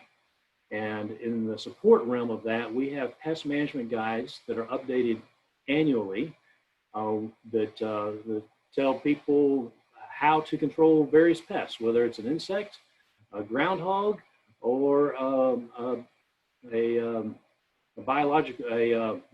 fungus that's growing on a leaf of a tree or something like that. So these pest management guides are published each year with support from campus and specialists that have that expertise. In regards to forestry realm of things, controlling invasive species, these tend not to change a whole lot year to year. And we had a lot of discussion a few years ago with PRISM about this, and PRISM's resources on the chemicals and the application methods for invasive species are excellent, top notch, highly recommend them. In terms of impact, this is a little video, and I'm not going to play it. I don't think I want to do that and risk a failure of technology here, but on a given year, myself and my 3 colleagues will come into contact face-to-face in an educational setting with over 16,000 individuals, and in indirect contact with over 34,000 individuals. So that would be things like email, phone calls, stuff like that. So we do reach a lot of people, and we'd be happy to reach more. If you are not already connected with your local extension office, give them a call. Or email them and see what kind of list they may have, mail lists that you might want to be on. And if you're a woodland owner, then contact myself or one of my colleagues, and we can suggest some ways to get connected there. And with that, I'll just close by saying keep calm and extension on. And be happy to field any questions if there are any. Thank you so much, Adam. It's a very creative last slide. I like it. So we have a question from Connie. Connie says, we live in Madison County on a property that is mostly woodland, but includes 5 acres of hay fields. I have 2 questions. First, are there any financial resources available to help landowners make the conversion from hay field to wildflower meadow? And second, is a managed wildflower meadow eligible for land use? The answer to that second question is no, not on 5 acres. It's just going to be too small to fit into the land use program in Madison. For more details on that land use program, you would contact the Commissioner of Revenue in your county. In Madison, that's Brian, I'm not coming up with his last name. And in terms of financial assistance, maybe, maybe not. Your Soil and Water Conservation District, which for Madison would be the Culpeper Soil and Water Conservation District, may have some programs. So you just have to check, because these programs change from year to year. So it's a good question, and it's worth pursuing, and I would encourage you to connect with the Culpeper Soil and Water Conservation District. And if any of the other speakers that are online, if they have a better answer to that, then just unmute yourself and chime in. Feel free. Yeah, Adam, this is Joe. I'll be happy to help with that. Wildlife management is just in general, which is what like a wildflower meadow would kind of fall into, does not qualify for land use tax on the basis that it's being managed for wildlife. It would, so then it would depend on the county if there's some other sort of quality to the property that it could qualify for land use on, that would be included, that it would be okay. So you really have to check with the Commissioner of Revenue. You can try with your local forester, and sometimes the Soil and Water District might be able to advise you on that too. But that's a real local county specific question. And so for those of you listening, that was Joe Rossetti. He is with the Department of Forestry, and his presentation is up next. We do have, so thank you for contributing, Joe. We do have another question from Ruth. She, and this could be a question for other panelists as well. Are recent loosening of environmental laws impacting Virginia's streams and waters? That's a big question. It's going to be difficult to answer that comprehensively, but I would say in general, our water quality is improving in the Chesapeake Bay Area and throughout the rest of the state. So if I had to give a yes or no answer to that, I would say my answer would be no. It doesn't mean that someone else doesn't have a different answer, but that would be a big, long discussion, probably. Good question, though. Thank you. All right. Thank you, Adam. And Joe, you can go ahead and pull your presentation up. So next we have Joe Rossetti. He is an area forester with the Virginia Department of Forestry.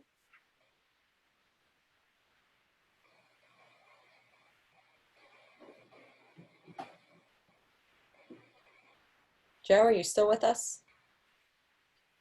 Okay, here we go. It looks like he's sharing his screen.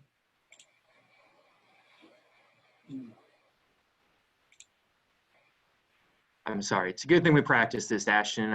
It's not like I forgot how to do that or anything. So I'm Joe Rossetti. I'm the senior area forester for what the Department of Forestry refers to as the Rappahannock Work Area. It's a group of counties that includes Fauquier, Rappahannock, Culpeper, Orange, Madison, and Greene. I appreciate the opportunity to talk to you today. You'll have to bear with me. This is the first time I've given a presentation in this kind of setting. So please bear with me as I get used to it. The Virginia Department of Forestry, like so many others of these organizations, really specializes in providing technical assistance to landowners in Virginia. And I came into the program late and missed the first few speakers, but just to define that a little bit, technical assistance is a term we throw around a lot, and it refers to giving sort of instruction, but advice and explanation and education on whatever the topic is. Not necessarily financial assistance, that's separate. But if you don't know what it is you're looking at on your property, then we would say, and we come out and help you, we would say that's technical assistance. In the Department of Forestry, we really try to keep our advice practical and think hard about how, when we give you advice, how to make it something that's really achievable and doable in practice instead of theoretical. Often we'll do both of those and give you some theoretical sort of background, how things arrived at where they are, but then real practical advice to get from where you are to where you want to be. One big benefit in the Department of Forestry for you is that we are available statewide.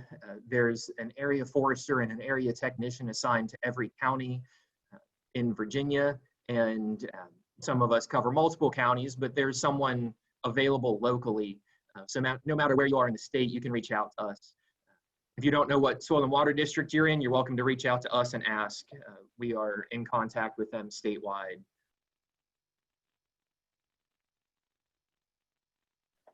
So as far as our services specifically, a forest management planning is what our services really center around. The plan that we try to write for landowners when we can is a forest stewardship plan, and we do charge for that. It's $200 minimum with $1.50 an acre. So that works out to 133 acres of forest land. Anything below 133 acres is $200. Anything above that is $1.50 an acre.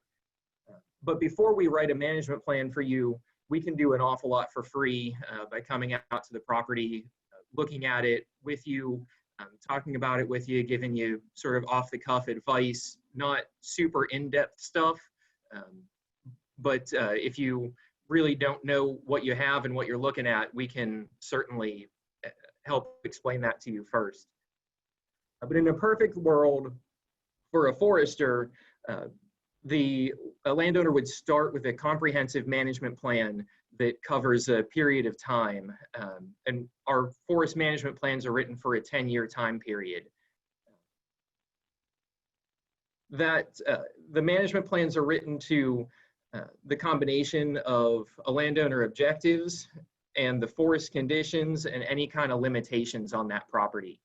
So occasionally a landowner will say to me, oh, we just bought this property, but the people before us had a management plan that they shared with us, so we'll just use theirs. That only works if you are identical to the previous landowner and your goals and objectives and hopes and dreams are exactly the same as that previous landowner. And I have yet to find that be the case because everybody's individual. Likewise, you can't own one property and sell it, move to another forested property and take this same management plan with you because the properties are different and the forests are different. So the plans are really written to the combination of the landowner and what's existing on the property. Once the plan is prepared, then landowners can refer to that management plan for specific activities to carry out year by year and season by season. So if I write one for you and deliver it to you tomorrow, when it's 2025, you can look at your management plan and see what am I supposed to be doing this year so that I meet the objectives that I had for the property. And of course, if anything changes in your situation or on the property, then you contact your forester for an update for the management plan. If there's something that we wrote for you that didn't provide enough detail for you to carry it out the way it's written, then you just contact us and ask for more detail. We are sort of as in a culture within our agency, we're very approachable and we're very easy to get along with and we're not easily offended. So you're more than welcome to contact us anytime and ask us for whatever it is you need. I do want to emphasize, since I have prices up there again, a site visit and discussing what it is that you need and some first impressions of your property are free. And a lot of the rest of the services we'll discuss today are free also. We don't do timber harvesting, but pre-harvest plans are one of those free services that we provide. Just about every time we recommend a timber harvest within a management plan, we will also write a pre-harvest plan for the area of the property that we recommend timber harvesting on. It's a smaller management plan or a smaller section of a management plan that's written primarily for the logger or the operator that's going to carry out the harvest, to give them advice on where to put the log deck, where to locate the skid trails that they're going to use to pull the timber out of the woods, and how to treat those whenever they're finished. What's in the pictures there on the left is an active stream crossing on a timber harvest that where the loggers used bridges and brush matting on the approach to keep sediment out of the stream and keep from damaging the stream banks. And then on the right is another crossing actually on that same timber harvest, but it's a different location where the logger again used bridges, pulled them out. You can see the brush matting is left on the far side of that crossing, and that's keeping sediment out of the stream until vegetation can become established. And on the near side, there wasn't any brush matting that survived the harvest, so he seeded and strawed that to get vegetation started there. The real goal for the pre-harvest plan is to assist the logger in preventing sedimentation into waterways, and ideally to leave the landowner with a road network on the property that's in good shape following the timber harvest and will be usable the next time that the landowner wants to do a timber harvest. Next, invasive species control, and this is something that we have been giving advice on for quite a while, but has really picked up in the last 10 years or so. I have seen many management plans from the 90s and early 2000s that mention invasive species, but don't give a lot of advice on control of them. But now our management plans give pretty extensive advice and sometimes even whole sections on invasive species. And obviously that's what has gotten most of you to be involved with the Blue Ridge PRISM, is interested in controlling invasives. In addition to recommendations on control, we often assist landowners with identifying those. Sometimes we'll be called out to assist in identifying tree of heaven and introduce the landowner to other invasives they didn't know they had. So sometimes people are happy about that, sometimes they're not. After we give advice on this, if you go ahead and do that control, we would really appreciate it if you'd follow up with us afterwards. Let us know how you did it exactly and how it worked, because there are lots of methods on how to do this, and we often will talk with the landowner and try to recommend 2 or 3 that seem like they'll work best for that landowner on that property. But then it's still up to you as the landowner to decide which one you're going to use and exactly how you're going to do it. And it helps us and our staff an awful lot if you can follow up with us to say, hey, I did basal application, and the first time I did it, it didn't work, but the second time it did, and this is what I think the difference was. It's very helpful so we can refine our recommendations for other people. In this picture is what's pictured here is one dead tree of heaven that's about 3 inches in diameter with a whole bunch of sprouts around it. And this is an example as to why you contact a resource professional to get advice on how to do this.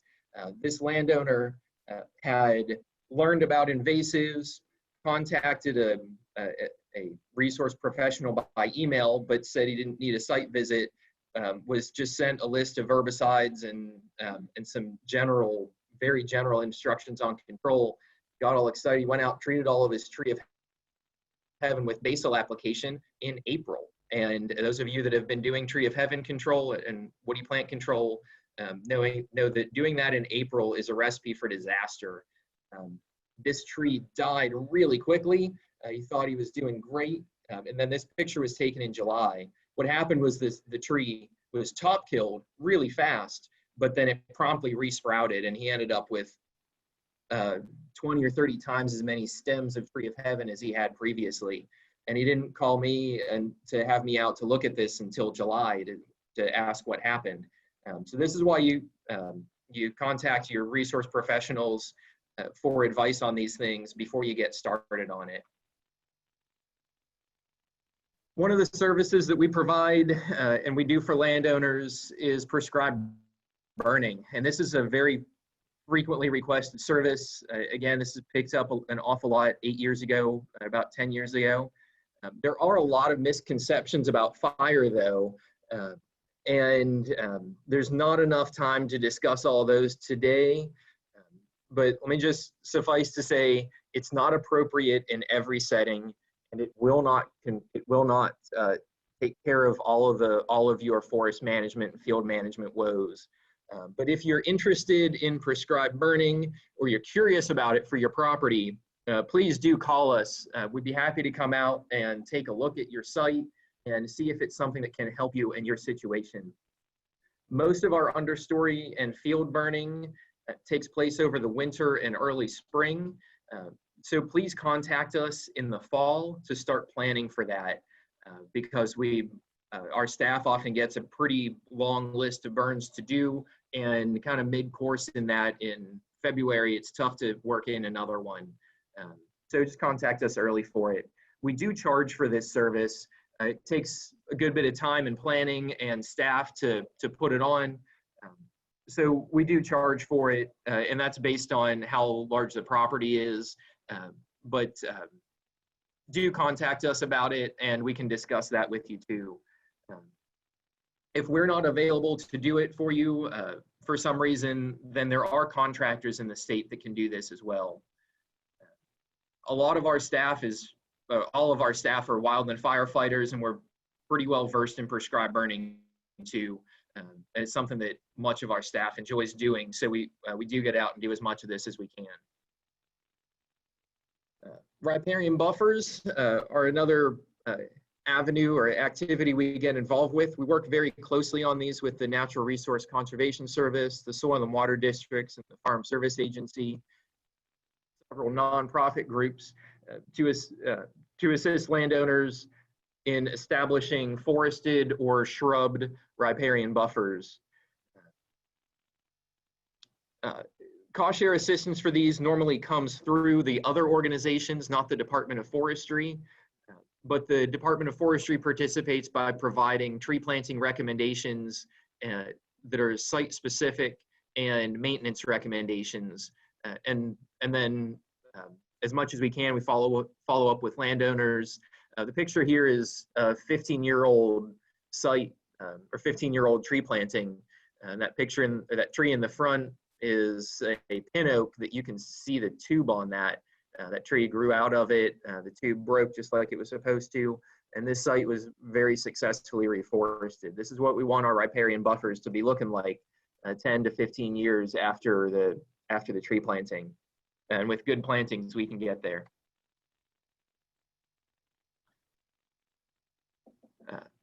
In addition to that, we'll also provide advice just for hardwood and shrub and wildlife style plantings, woody plantings that are not necessarily for riparian buffers, but just for afforestation. Our foresters in general are experts at land management and succession management. We don't necessarily know everything about wildlife, but if we can build a picture in our minds of what the habitat is supposed to look like, then we can definitely help you build that, because we know how to get the cover type and the species mix that you need for that group of wildlife.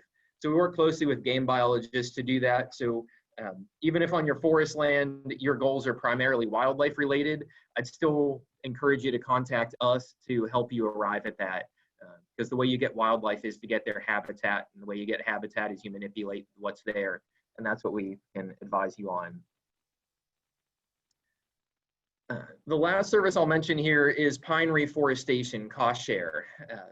The Department of Forestry has been involved with this for decades. It's really been the bread and butter of the Department of Forestry for a long time.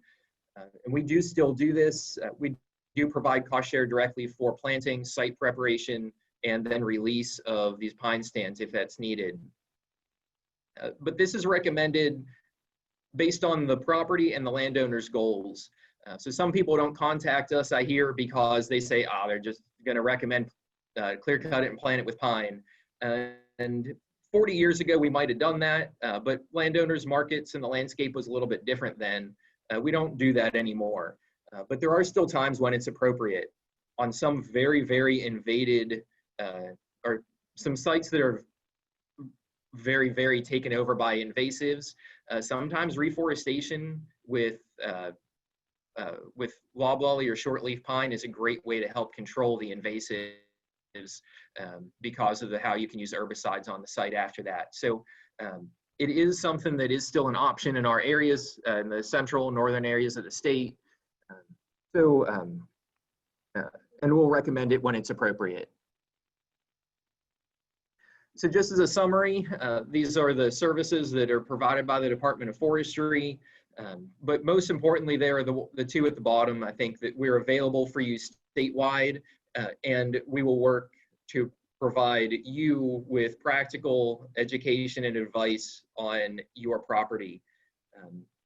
Even though this might not be the best thought to leave you with, but our staff is not equally skilled at everything everywhere.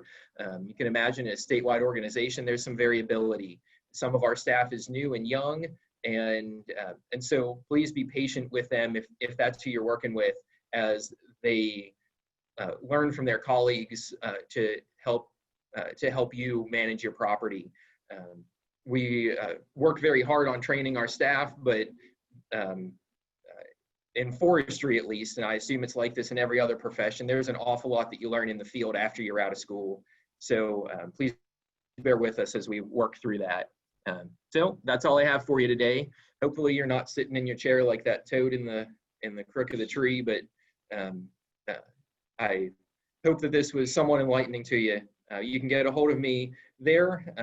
If you don't know or who your local forester is or how to contact them, you can contact me, and I'll just make sure you include the county that you live in or that your property's in, and I will get you in contact with the person you need.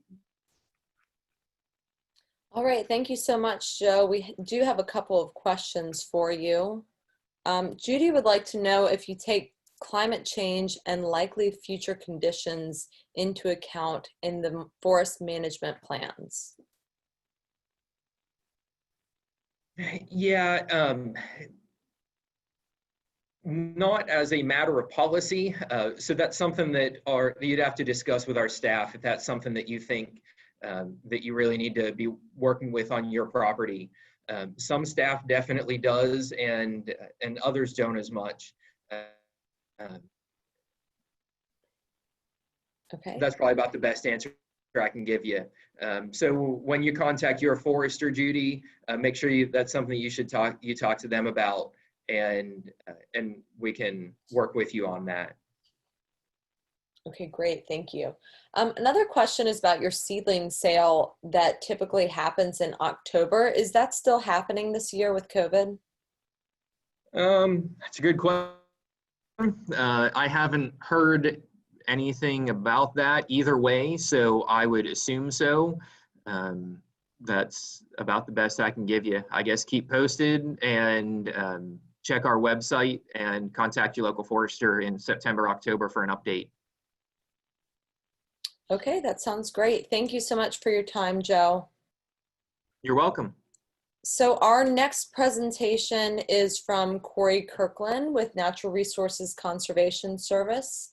Corey, you can go ahead and pull your presentation up. And before we move along to Corey's presentation, Adam Downing has an announcement and a comment, I believe. Thanks, Ashton. I'll put this in the chat with a link, but since you are all Zoom savvy enough to join a meeting like this, you may be interested that each Friday at noon, we have a 15 minutes in the forest session. One of these topics has been already on invasive species. We've got a couple topics coming up showing how to control species with different application methods, how to control plants, and a variety of topics all the way from shiitake mushrooms to lichens. So I'll put this in the chat box. You can grab it from there and make a note if you would like. Thanks. All right, thank you so much for that brief announcement, Adam. And with that, I'll hand it over to Corey Kirkland. Thank you. Okay, Ashton, this is my first time as well. So is my presentation up? It is, yes. Great. And obviously you can hear me, so that's a good start. All right, well, I am Corey Kirkland. I work with the Natural Resources Conservation Service out of the Louisa Service Center. Our 4 counties that we service are Albemarle, Nelson, Fluvanna, and Louisa. I work the 2 western counties, Albemarle and Nelson, when we have other staff in the office that service Fluvanna and Louisa. Let's see here.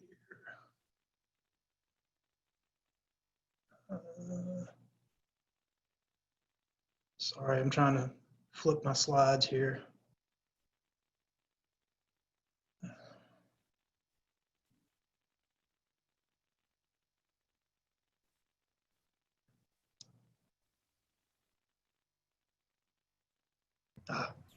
Okay. NRCS is primarily a technical-based agency. We're locally led, non-regulatory, and science-based.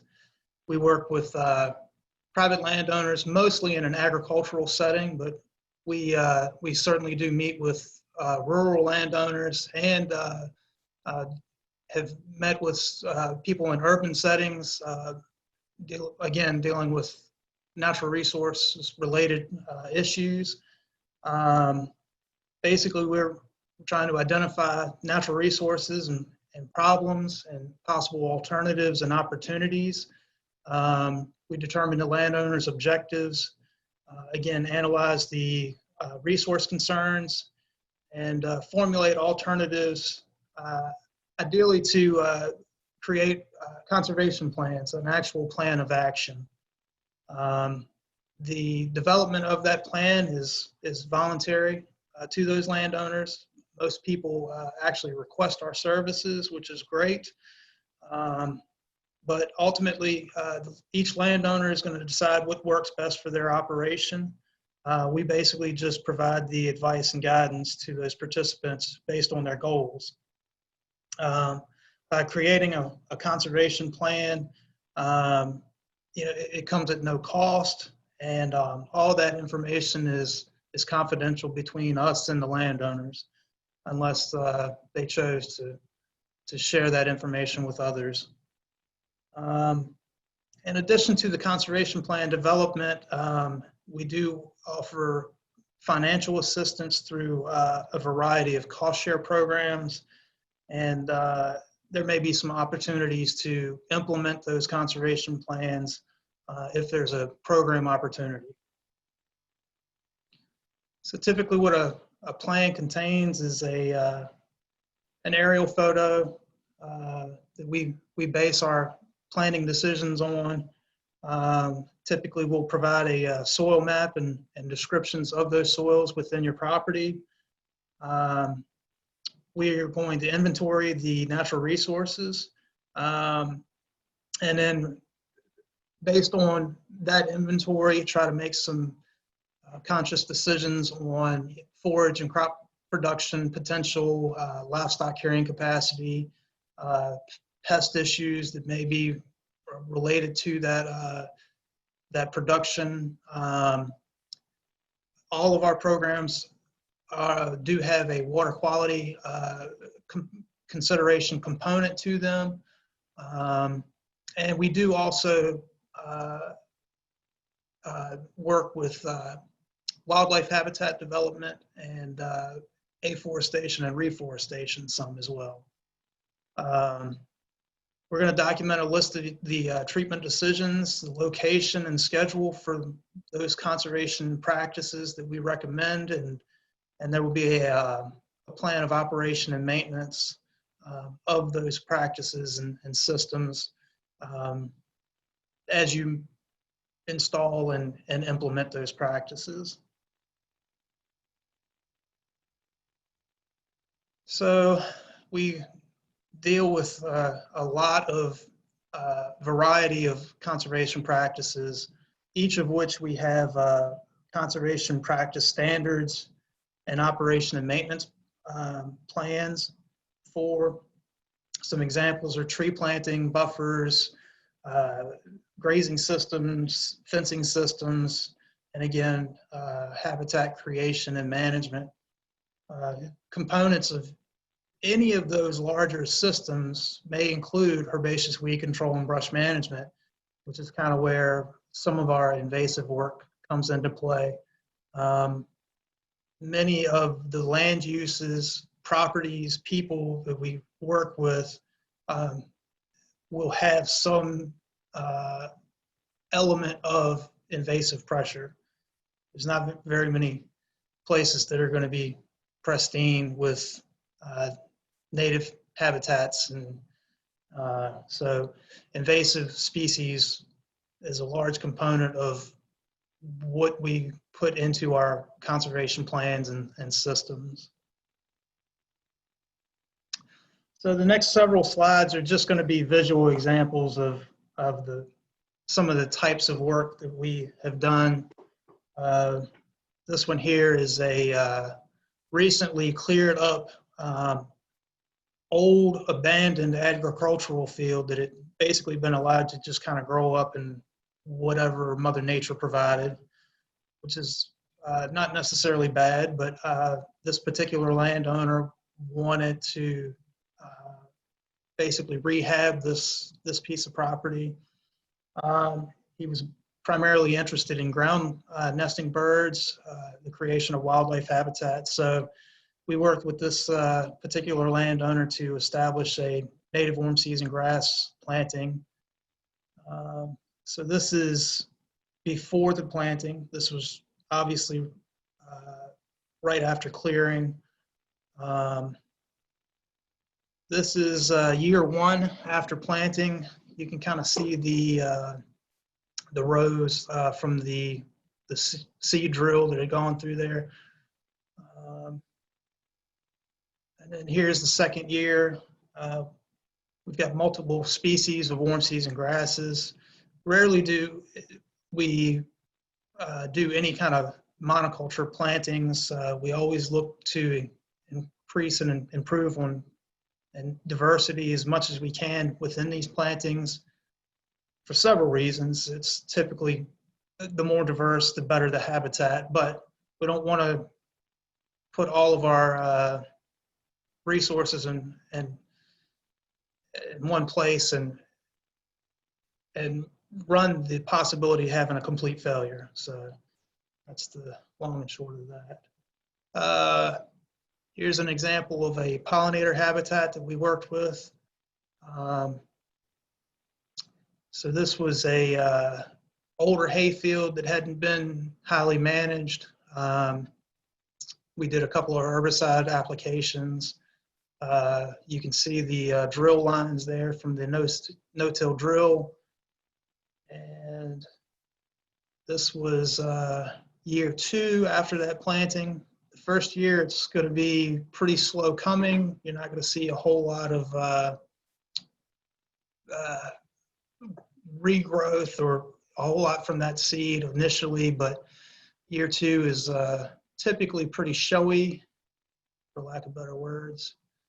And then this would be year three, lots of diversity. Ideally, we've got some forbs blooming throughout the growing season to provide a little bit of a food source. Again, diversity, we're trying to get as much diversity and within that footprint as possible, just to encourage, again, plant and animal and insect diversity as well. We also do habitat maintenance. Once, typically in our conservation plans, we will write in site prep, the actual installation of the habitat, and then follow-up maintenance. So this would be a follow-up maintenance burn on a warm season grass plot. Essentially, we're attempting to keep this open grassland in that succession of growth. We don't necessarily want it to be woody growth and converting succession. Just another example of fire breaks. They do work. And a prescribed burn. Here's a few weeks after those burns are completed. The tufts of warm season grasses are regenerating. It's amazing to see how much bare ground is actually under there. Bare ground is actually nice for the ground nesting birds to move around. The small furry mammals, they can move through that, but ideally when this warm season grass stand regenerates, it's going to provide overhead cover, but the animals can still move around through there. And then this would be another example of well within the summer growing season. We also work with riparian buffer establishment. Here's an old feedlot down along a creek. Pretty rough looking situation. Reestablish it to native hardwood trees.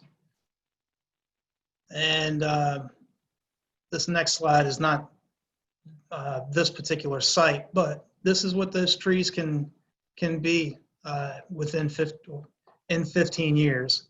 Now, granted, this is a pretty prime site. Those trees are going to do well on lower ground, flatter ground, better soils, more moisture. But this one was also well maintained after planting, which is very important in the success of these riparian plantings, follow-up maintenance and management. And of course, with the help of the Blue Ridge PRISM and the RCPP program, we were able to meet with lots of new landowners with interest in invasive treatment through that RCPP program. This is an example of some Atlantis treatment, hack and squirt. Here's an example of Atlantis treatment after the fact. Lots of sick Atlantis trees, which is good. Here's another example of some bittersweet treatment a year after treatment. You can see all that dead vine material still hanging up in the trees. Of course, we've got underlying stilt grass. Usually you don't have just one invasive, unfortunately, but we've seen some really good success through that program.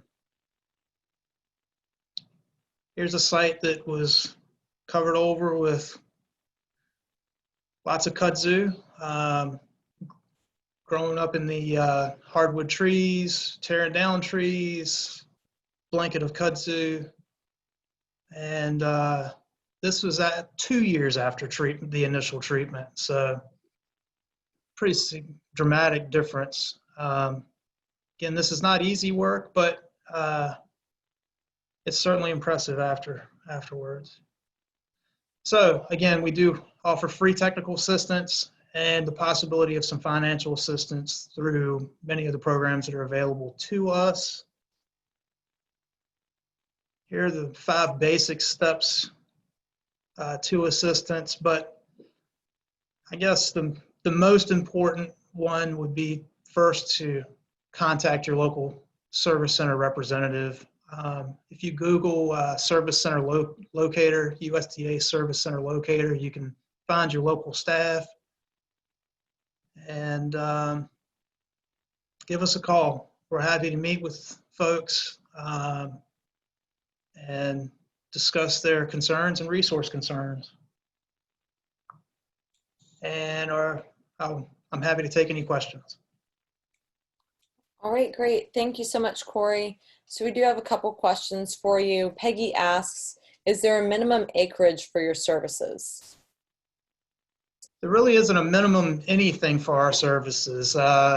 It really doesn't depend on the type of agriculture you're in. It doesn't, size doesn't matter. You know, again, we are a natural resource-based agency. So, you know, if there are, in fact, resource concerns that you have questions about, we are certainly happy to visit with you. If we're limited in our technical knowledge and our financial resources, then, you know, we obviously work with a lot of our conservation partners that are here with us today and try to find the best resources available to help folks. Thank you. And we have one more question from Carol. How do you treat bittersweet on a small scale for homeowners? Well,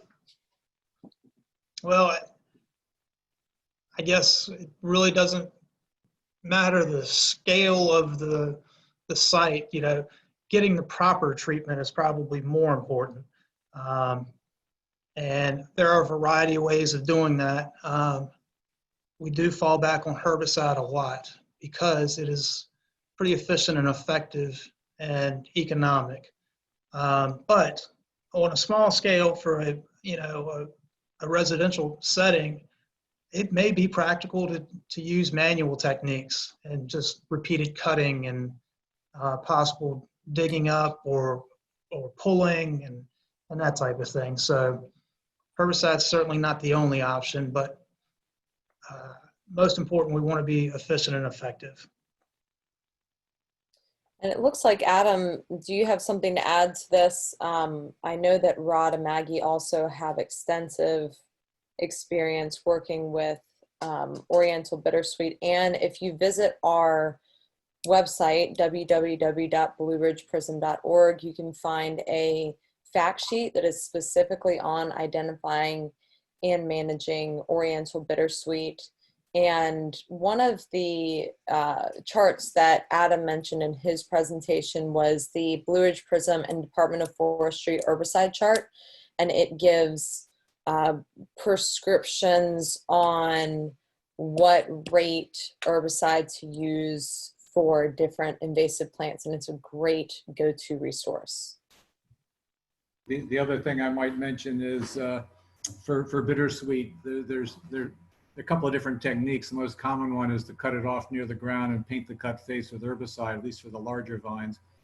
But for a much more in-depth discussion of this, you might entertain coming to one of the Blue Ridge PRISM workshops this fall, where we go through in detail how to treat different kinds of plants, and bittersweet is one of the ones we for sure talk about in some detail.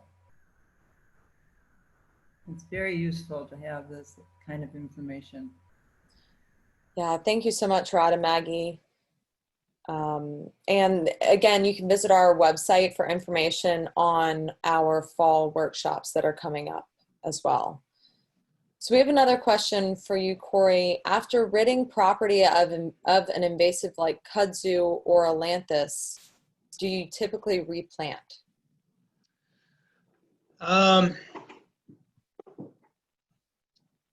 It's a good question, and I think we're still working on the best recommendations on that. I guess my initial answer would be it's going to take several years to finally rid yourself of some of these invasives. So with that,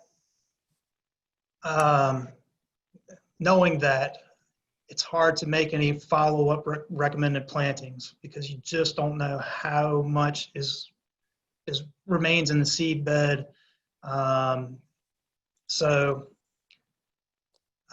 several years of treatment may be necessary. And as long as the site is overall stable as far as soil erosion and water quality is concerned, we may not recommend anything. Just so you have all of the options available to you for continued invasive control. That one kudzu site, we did recommend some annual plantings for stabilization. We knew that we weren't going to be able to knock out all the kudzu in the first year or two, maybe even 3 years. So we did recommend some annual plantings. So we knew we weren't going to destroy anything perennial with the follow-up treatments. Sure, and Corey, I would also add to that Blue Ridge PRISM, we did a quarterly meeting that focused on restoration. So the premise was after we remove the invasives and we treat the invasives, which often takes several years, it's not a one-time thing. What do we do after we remove those invasives? So I would point you to our website as well for additional information. We have the two presenters. We have their PowerPoint, and I believe we had the audio as well, and it goes over restoration techniques and when to replant, when not to replant. Okay, let's see. I think that's all we have for now. Shannon, if you want to go ahead and bring your slides up. Next, so thank you so much for joining us today, Corey. Next, we have Shannon Jr., who's with SOLitude Lake Management. Shannon, are you with us? Sorry, I was on mute. Can you see my screen?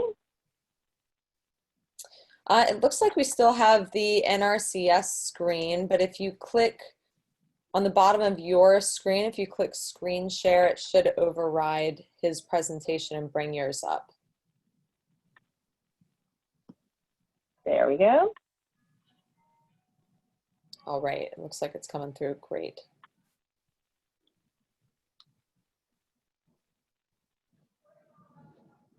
All right, there we go. All righty, so my name is Shannon Jr. I'm an aquatic ecologist with SOLitude Lake Management. We serve all of Virginia. The company actually started in Virginia, but we do have offices around the country. I'm actually based out of Madison, Virginia, so I am in the Blue Ridge PRISM area. And I'm going to talk a little bit about pond and lake management with respect to weed and algae management. So first we'll talk about what causes the issues in the first place, and I'll talk about the different types of vegetation and go through integrated pest management strategies, how they relate to aquatic habitats, and then we'll have hopefully some time for questions.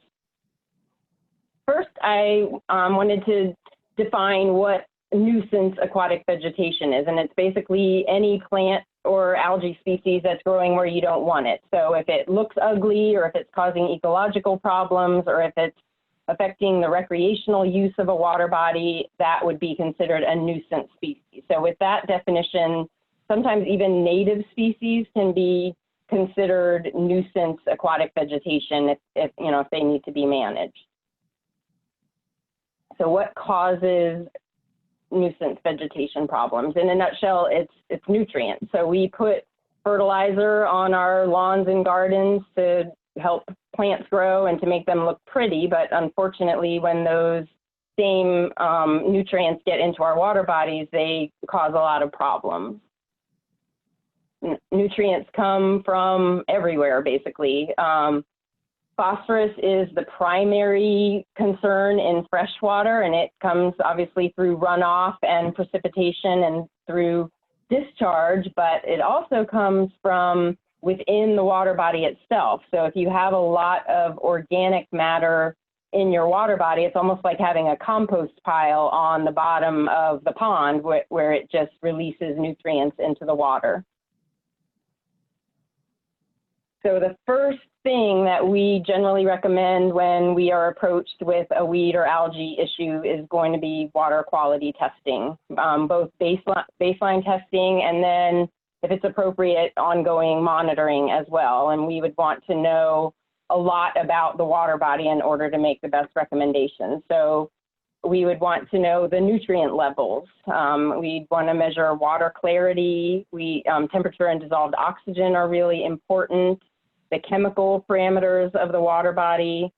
We would want to understand the algae community, and especially if the water body is used for swimming, we would want to look at E. coli and fecal coliforms. So what are the different types of vegetation? There's basically 4 types of vegetation that we deal with. The submersed plants, shown circled in red there, are the ones that are rooted in the bottom and they grow up through the water column. And some pretty common examples, hydrilla, I heard earlier, is hopefully going to make it onto the noxious weed list in Virginia. It is one of the most common plants that we deal with in Virginia. It's also one of the most problematic. It's extremely difficult to control. Brazilian Elodia is the second one down. You can see how much that looks like hydrilla. So, you know, one of the first challenges is accurately identifying the target pest, because often they have different management strategies. So it's important to know exactly what you're dealing with. Brittle naiad is another one that's really common around Virginia. And curly leaf pondweed is a difficult one because it grows in pretty cold water. So we see it really early in the season, and it also grows very late into the season as well. Emergent plants are the ones that are grow around the edge of a water body. They're rooted in the bottom and they extend up above the water surface. Some common examples, cattails, and cattails are actually an example of a native species that can become a nuisance. They're extremely invasive, but they provide great habitat. They're really good for water quality. There's a lot of great things about cattails, but in certain situations, they will take over very quickly. So unfortunately, we do have to do some native vegetation management in addition to invasive vegetation management. Creeping primrose or water primrose looks kind of pretty, but if you have a little bit, chances are you're going to have a lot very quickly. So that is one that is, again, hard to manage. Parrot feather, unfortunately, is sold by a lot of aquatic nurseries as an ornamental, but unfortunately, if it gets into a natural water system, it can be extremely invasive. Floating plants can either be rooted on the bottom with leaves that float on the surface, or they can be free floating on the surface of the water. Water shield in the upper right there, often mistaken for water lilies, but it has a different shaped leaf, and it also has kind of a slimy coating on the bottom of the leaf. That one is extremely common in Virginia. Yellow floating heart is not as common, but it is extremely invasive and it is on the move. It's pretty common right now in Rappahannock County and in some areas of Fairfax County. So keep an eye out for that one. If you see it, get rid of it immediately. Watermeal and duckweed, they tend to be together in a lot of cases. That lower right or lower left slide is the watermeal is the smaller one. It's about the size of a poppy seed, and duckweed is a little bit larger. Again, these are native plants, but if you look on the lower right there, this is what can happen if they get into a water body. They will coat the entire surface eventually. Algae are not actually plants. They don't have vascular tissue, but they behave similarly and they are a nuisance. Cyanobacteria were originally categorized as algae, but they're actually photosynthetic bacteria, but they, again, are still included in the algae category. Filamentous algae is very common. You see it a lot in, throughout the season. It starts growing on the bottom of the pond, and as it photosynthesizes, it kind of floats up to the surface, and it looks like horsehair, or I've heard it said that it looks like cotton candy floating on the surface. Planktonic algae and cyanobacteria are microscopic plants, and actually green algae or phytoplankton is the base of the food chain, but it can get out of control and become problematic, and certainly cyanobacteria is problematic. And these plants can look like just green water where the whole water column looks green, or they can form more of a scum or a slime on the surface. Cyanobacteria, you've probably heard the term harmful algal blooms or HABs. These organisms actually can produce toxins that cause a lot of health concerns, and they can even cause death. I know last year people became a lot more aware because of all the dogs that died down in the South after exposure to cyanobacteria.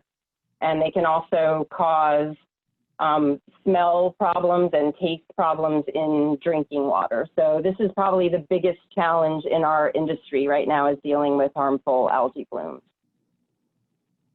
Another type of algae is macrophytic algae, and it looks very similar to plants. So it's difficult sometimes to tell the difference, but they're actually just a branched type of algae.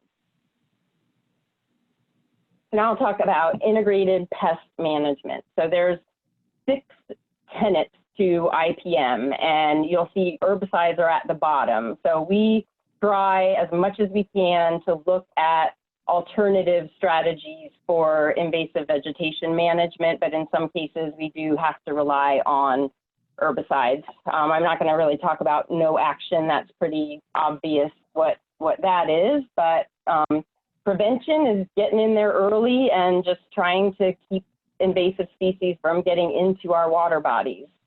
You can start with the design, making sure it's deep enough and that the slopes are correct. Monitoring, making sure these things aren't there, and if they are, dealing with them early. Plant selection, you know, let's not plant invasive non-native species. Native plants are an obvious choice and as a better alternative. And that photo on the right actually is a duck blind on a boat that unfortunately is made from Phragmites, which is a really invasive shoreline grass. So imagine this guy driving down, or gal, driving down the road, spreading Phragmites seeds everywhere. You know, that's an easy thing to kind of prevent that type of behavior. Mechanical removal of vegetation is a pretty common practice. It is very time consuming and expensive and tends to be, you know, fairly short-lived in the results. But in a lot of cases where we can't use herbicides, we do use mechanical practices. Physical practices, you know, dredging, removing that organic matter, or using a hydro rake to actually get the plants out of the water.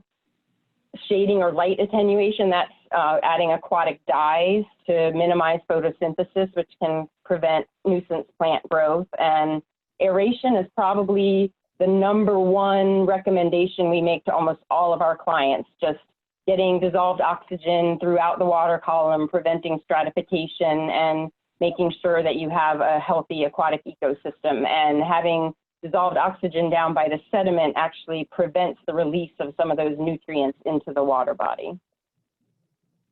Cultural practices, just behaviors we can do, you know, not using fertilizer or using it in the correct way and minimizing its use.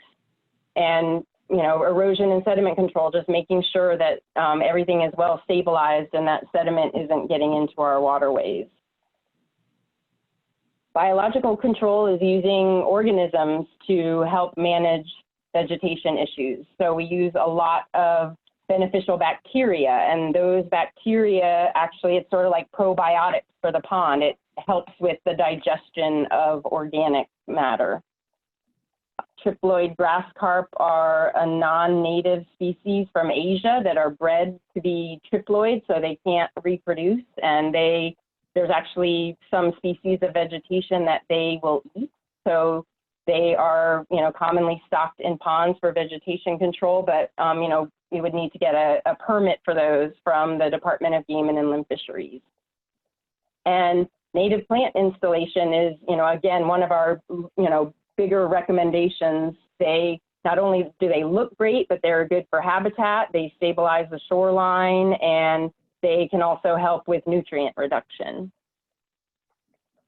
And so then that brings us to herbicides. And herbicides can be used very safely in aquatic environments. There are over 200 active ingredients that are approved for use in terrestrial environments, but in aquatics, we only have 16. So it's an extremely rigorous approval process. It's expensive. It takes over $1 million of investment to get an active ingredient through that approval process.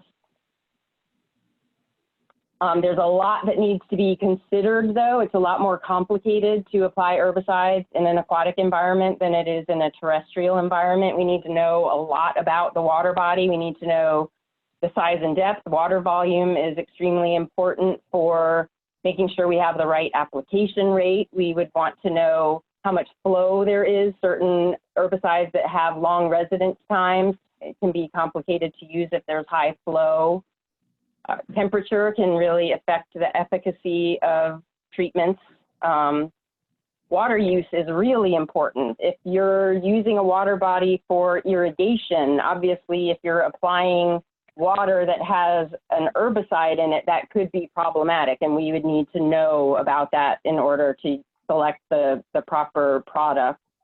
A lot of products are, they have no recreational or potable water restrictions, so we can use them. We treat drinking water reservoirs all the time for cyanobacteria, but again, we would need to know those uses so we can select the proper product.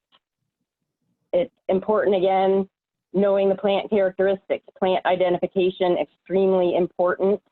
We need to know how that plant reproduces so we can choose the correct product. It's always best to start early when the plants are just beginning to grow, when there are not a lot of coverage on the water body. That's a lot safer and easier to get control if you start early.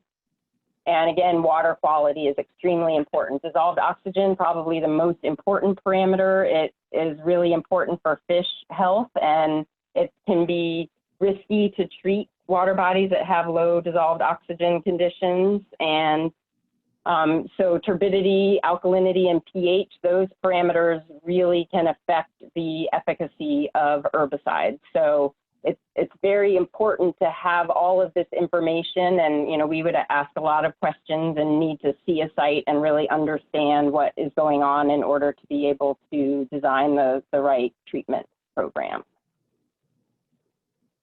So that's all I had. I can take any questions if there are any. All right, thank you so much, Shannon. Let's see here. Okay, so Deborah. Yeah, there weren't very many people with ponds, so. Well, that's all right. It looks like we do have a question. Deborah asks, she says, we have a small pond and would like to enlarge and improve its health. Who do we get to help with that in Carroll County, Virginia? Well, I don't know specifically in Carroll County, but the first thing you would want to do is to find out the permitting process for that. So I would start by contacting your local county officials to find out, what kind of permits are required for that type of work. And SOLitude doesn't actually, we don't do any type of construction work. We're biologists and ecologists.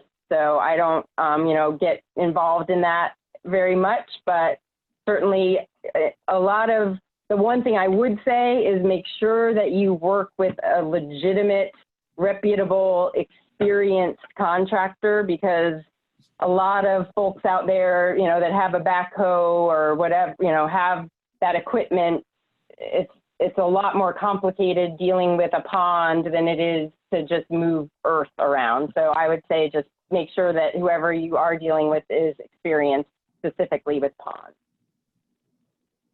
Thank you. So Jack has a question. He's wondering, what is the process for aerating ponds or wetlands? What equipment is necessary?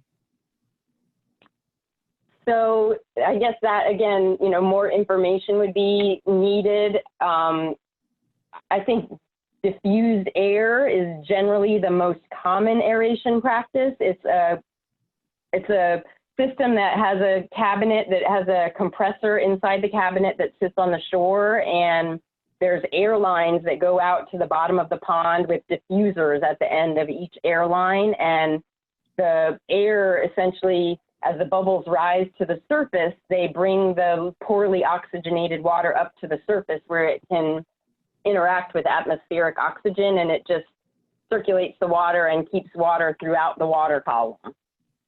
Probably the best way. Wetlands are a little bit more difficult. We don't typically aerate wetland environments. They tend to not have they don't become stratified. You need some water depth to have those types of issues. So yeah, wetland systems don't typically get aerated, but ponds and lakes, we do.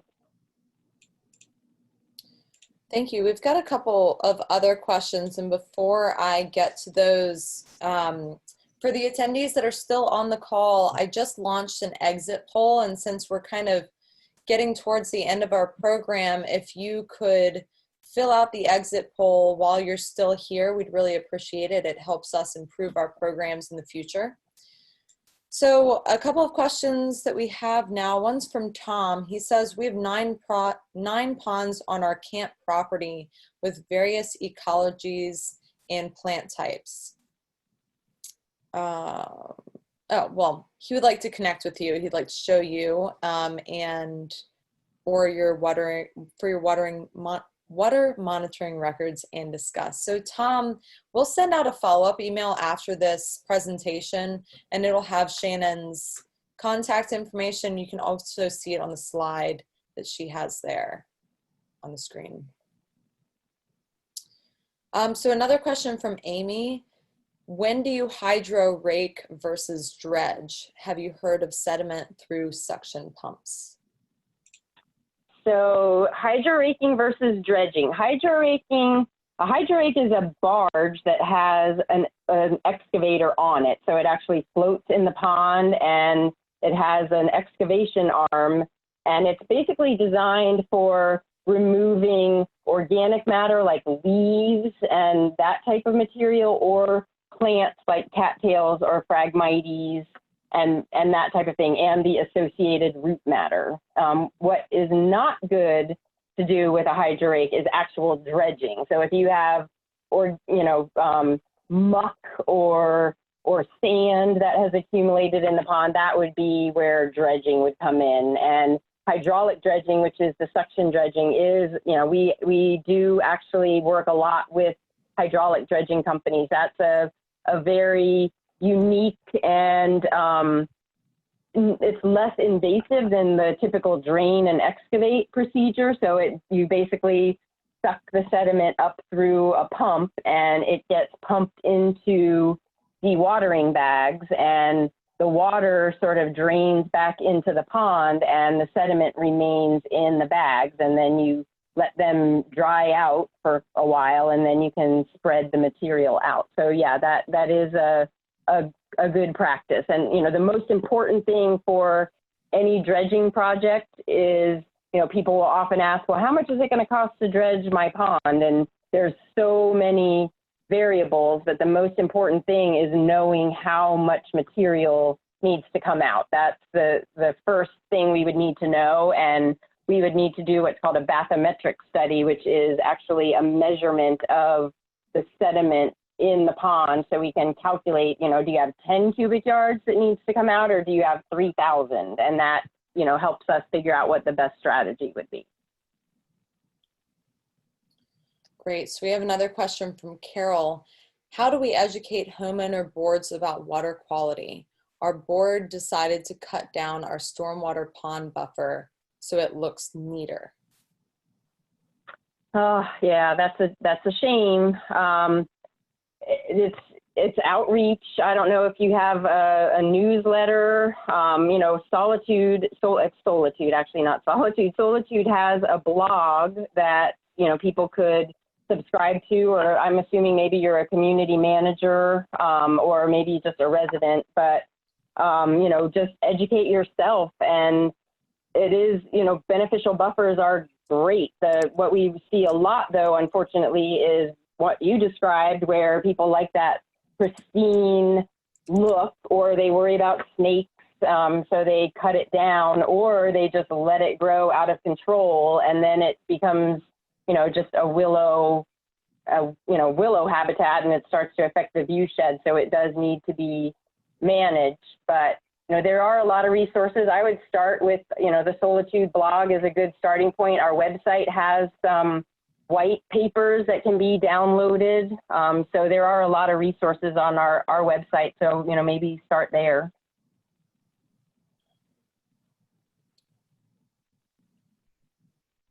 Great.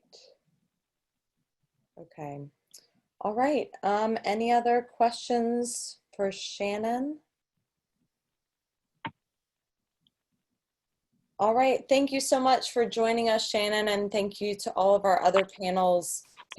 There is a poll before we close out the call today. If you could answer the exit poll for today's meeting, we really appreciate your feedback. It allows us to improve our programs in the future.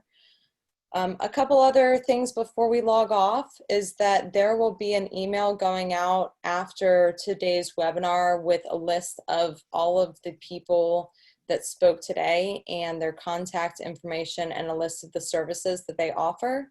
There will also be a recording of this webinar that will live on our website. So if you missed any portion of this presentation, you can always go back to it, or if you would like to share it with someone else, you can do that as well. If you have any additional questions, you can direct them to our general inbox. That is info, I-N-F-O, at blueridgeprism.org.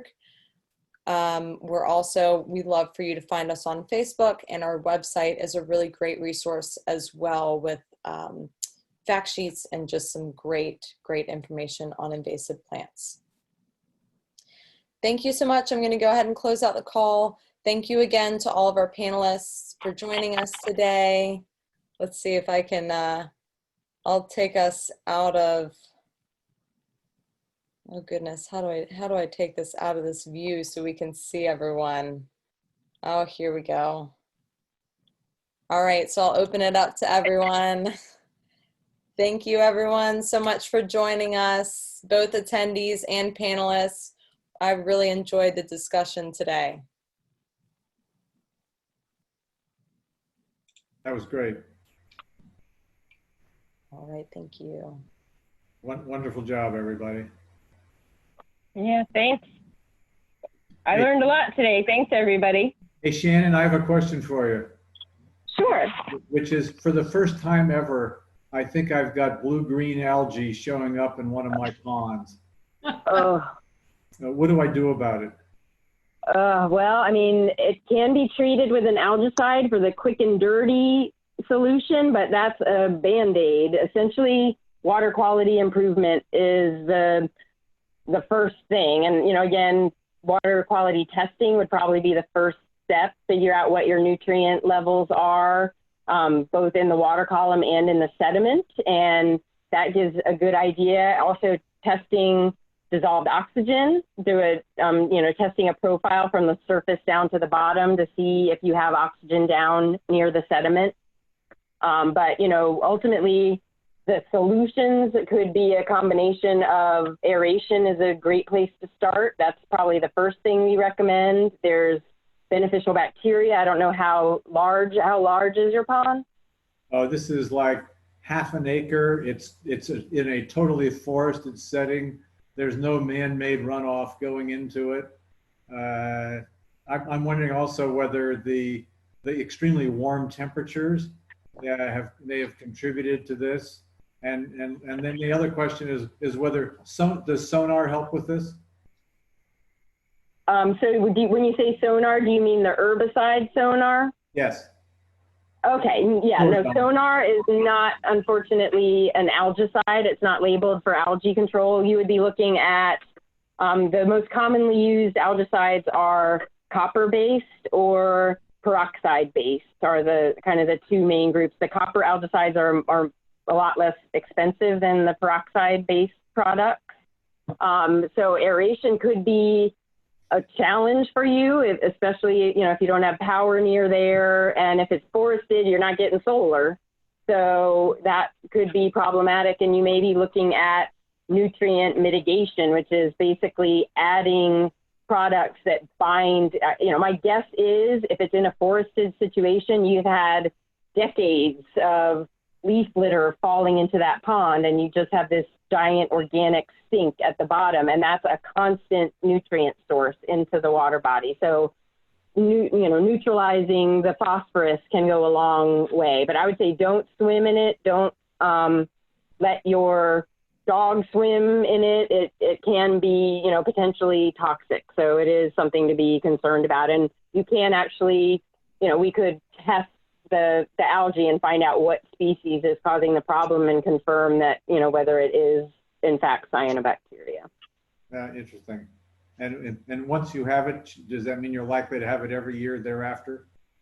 I would say in most cases, yes, because over time, ponds tend to have degraded water quality and it just gets worse instead of better. But it does depend on weather. You know, this has been a particularly bad year. We do cyanobacteria management in the Charlottesville reservoirs, and we've had to treat one of the reservoirs there that we haven't treated since 2015. So we've treated, you know, 2 of them so far. One of them we've treated 4 times this year. So it's one of them wasn't Sugar Hollow, was it? We have not. Well, I think Sugar Hollow was maybe part of the problem actually, but no, we haven't treated Sugar Hollow. We've treated Beaver Creek, and we actually had to treat Ragged Mountain this year. Interesting. Because the pond in question ultimately drains into the Sugar Hollow Reservoir. Gotcha. Yeah, and there was some question as to whether adding water from Sugar Hollow to Ragged Mountain might have been part of the problem, but it's my understanding that Sugar Hollow is not actually a direct water supply reservoir, it's a backup reservoir, so the monitoring program there isn't as robust. So I don't know how often they actually test that one.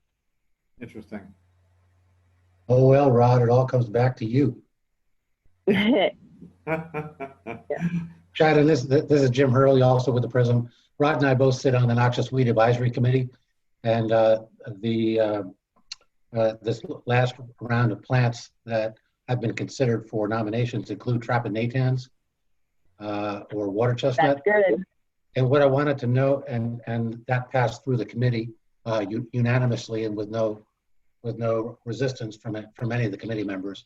What I was curious about from you is whether you have gotten any demand from Northern Virginia, Fairfax County, Prince William County pond owners for treatment of their ponds for water chestnut. Do you have any experience Absolutely. with that? We actually have the Fairfax County contract with the county to treat their water bodies, and we do treatments in several of the Fairfax County ponds for TRAPA. And yeah, I mean, Fairfax Station, Burke, City of Fairfax, that whole little area is just really hot with TRAPA. There's a lot of it. How about private pond owners though? Yeah, private pond owners, absolutely. You know, we have a lot of clients that have that we've been managing for years. I mean, I'm sure you know it is a real problem because those little seeds are viable for a decade. So it's not a one and done treatment protocol. It is an aggressive treatment plan for just ever, basically. Yeah, and a lot of HOA groups also have hired us to treat TRAPA in their ponds. That's good to know. Are you in touch with Nancy Rabicki? Yeah, absolutely. Good. She, I've worked some with her. We've been on the lookout for that newly identified species of TRAPA that has started to show up. So Yes. far haven't found any, but. Bispinosa. Yeah, like that. that's right. Yeah. That she did the study on. Great. All that sounds great. One quick question on my half-acre pond. I've got growth in from the margins on of cattail, which creates great habitat, but it's also closing off the view shed into the pond, as well as growing into the pond. I have simply assumed that I could spray 2% glyphosate without a surfactant or with an aquatic safe surfactant onto that. Any reservations about that kind of an approach? No, and I mean, glyphosate has such a bad reputation right now. Obviously, you know, food crops is a different use pattern. We're talking about cattail control. And the only thing I would caution you about is make sure that the glyphosate formulation that you use is licensed and approved for aquatic use on the pesticide label. There's specific, like you wouldn't want to use your run-of-the-mill Roundup or anything like that. Just make sure you're using an aquatic, and like you said, an aquatic approved surfactant. when you're doing it. And I'd be using something like Rodeo or and Sidekick.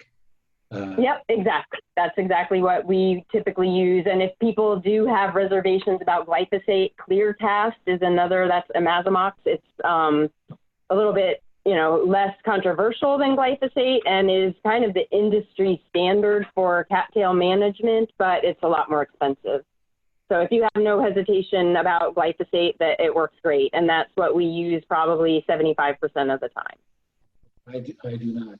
This pond is fed by it's a three-tier ponds, one catchment and then a middle pond that is now filled up almost entirely with cattail and with sediment as well. Never heard of hydraulic dredging before. Was going to do some kind of dredging last year with a bucket loader and a truck, but that was going to be pretty messy and probably pretty invasive. And yeah, so I think I might want to follow up with you about what that might look like. And you're in Madison, I'm in Greene. So okay, yeah. Yeah, might be in touch on that. Yeah, that sounds good. And so we don't have any yellow equipment. So anything that we would do, we do have hydro rakes because we use them a lot for vegetation removal. It sounds like maybe your pond is a little bit small to get a hydro rake launched there. Well, this one is maybe 25 to 30 feet wide by maybe 150 feet long. Is this sort of middle? Yeah, that's about. Yeah, I mean the hydro rake it's on a VDOT trailer. I mean it's a large piece of equipment, so it may not be the most appropriate strategy for that. But hydraulic dredging unfortunately doesn't work very well. The suction dredging for ponds that have cattails in them, just because it can't handle the vegetation. You're sucking the vegetation. But I will say, I don't know if you've heard of Monomoy Services, John Pennington. He has a company based out of Marshall, and he is kind of the go-to pond guy. Any kind of renovation or repairs, he builds ponds. He's great, and fairly priced. So I would recommend. What's the name of the company? It's Monomoy. It's Monomoy, Monomoy. Great. Thank you for all that. You're very welcome. And great that you know Nancy and you're on the Trapanutans. Yeah. Okay. All right. I'm going to go ahead and close out the call. Any more questions before we leave? It was nice meeting you guys. All right. That's Thank a you so pleasure. much for joining us. That was great. Thanks, Bye. everybody. Thanks all.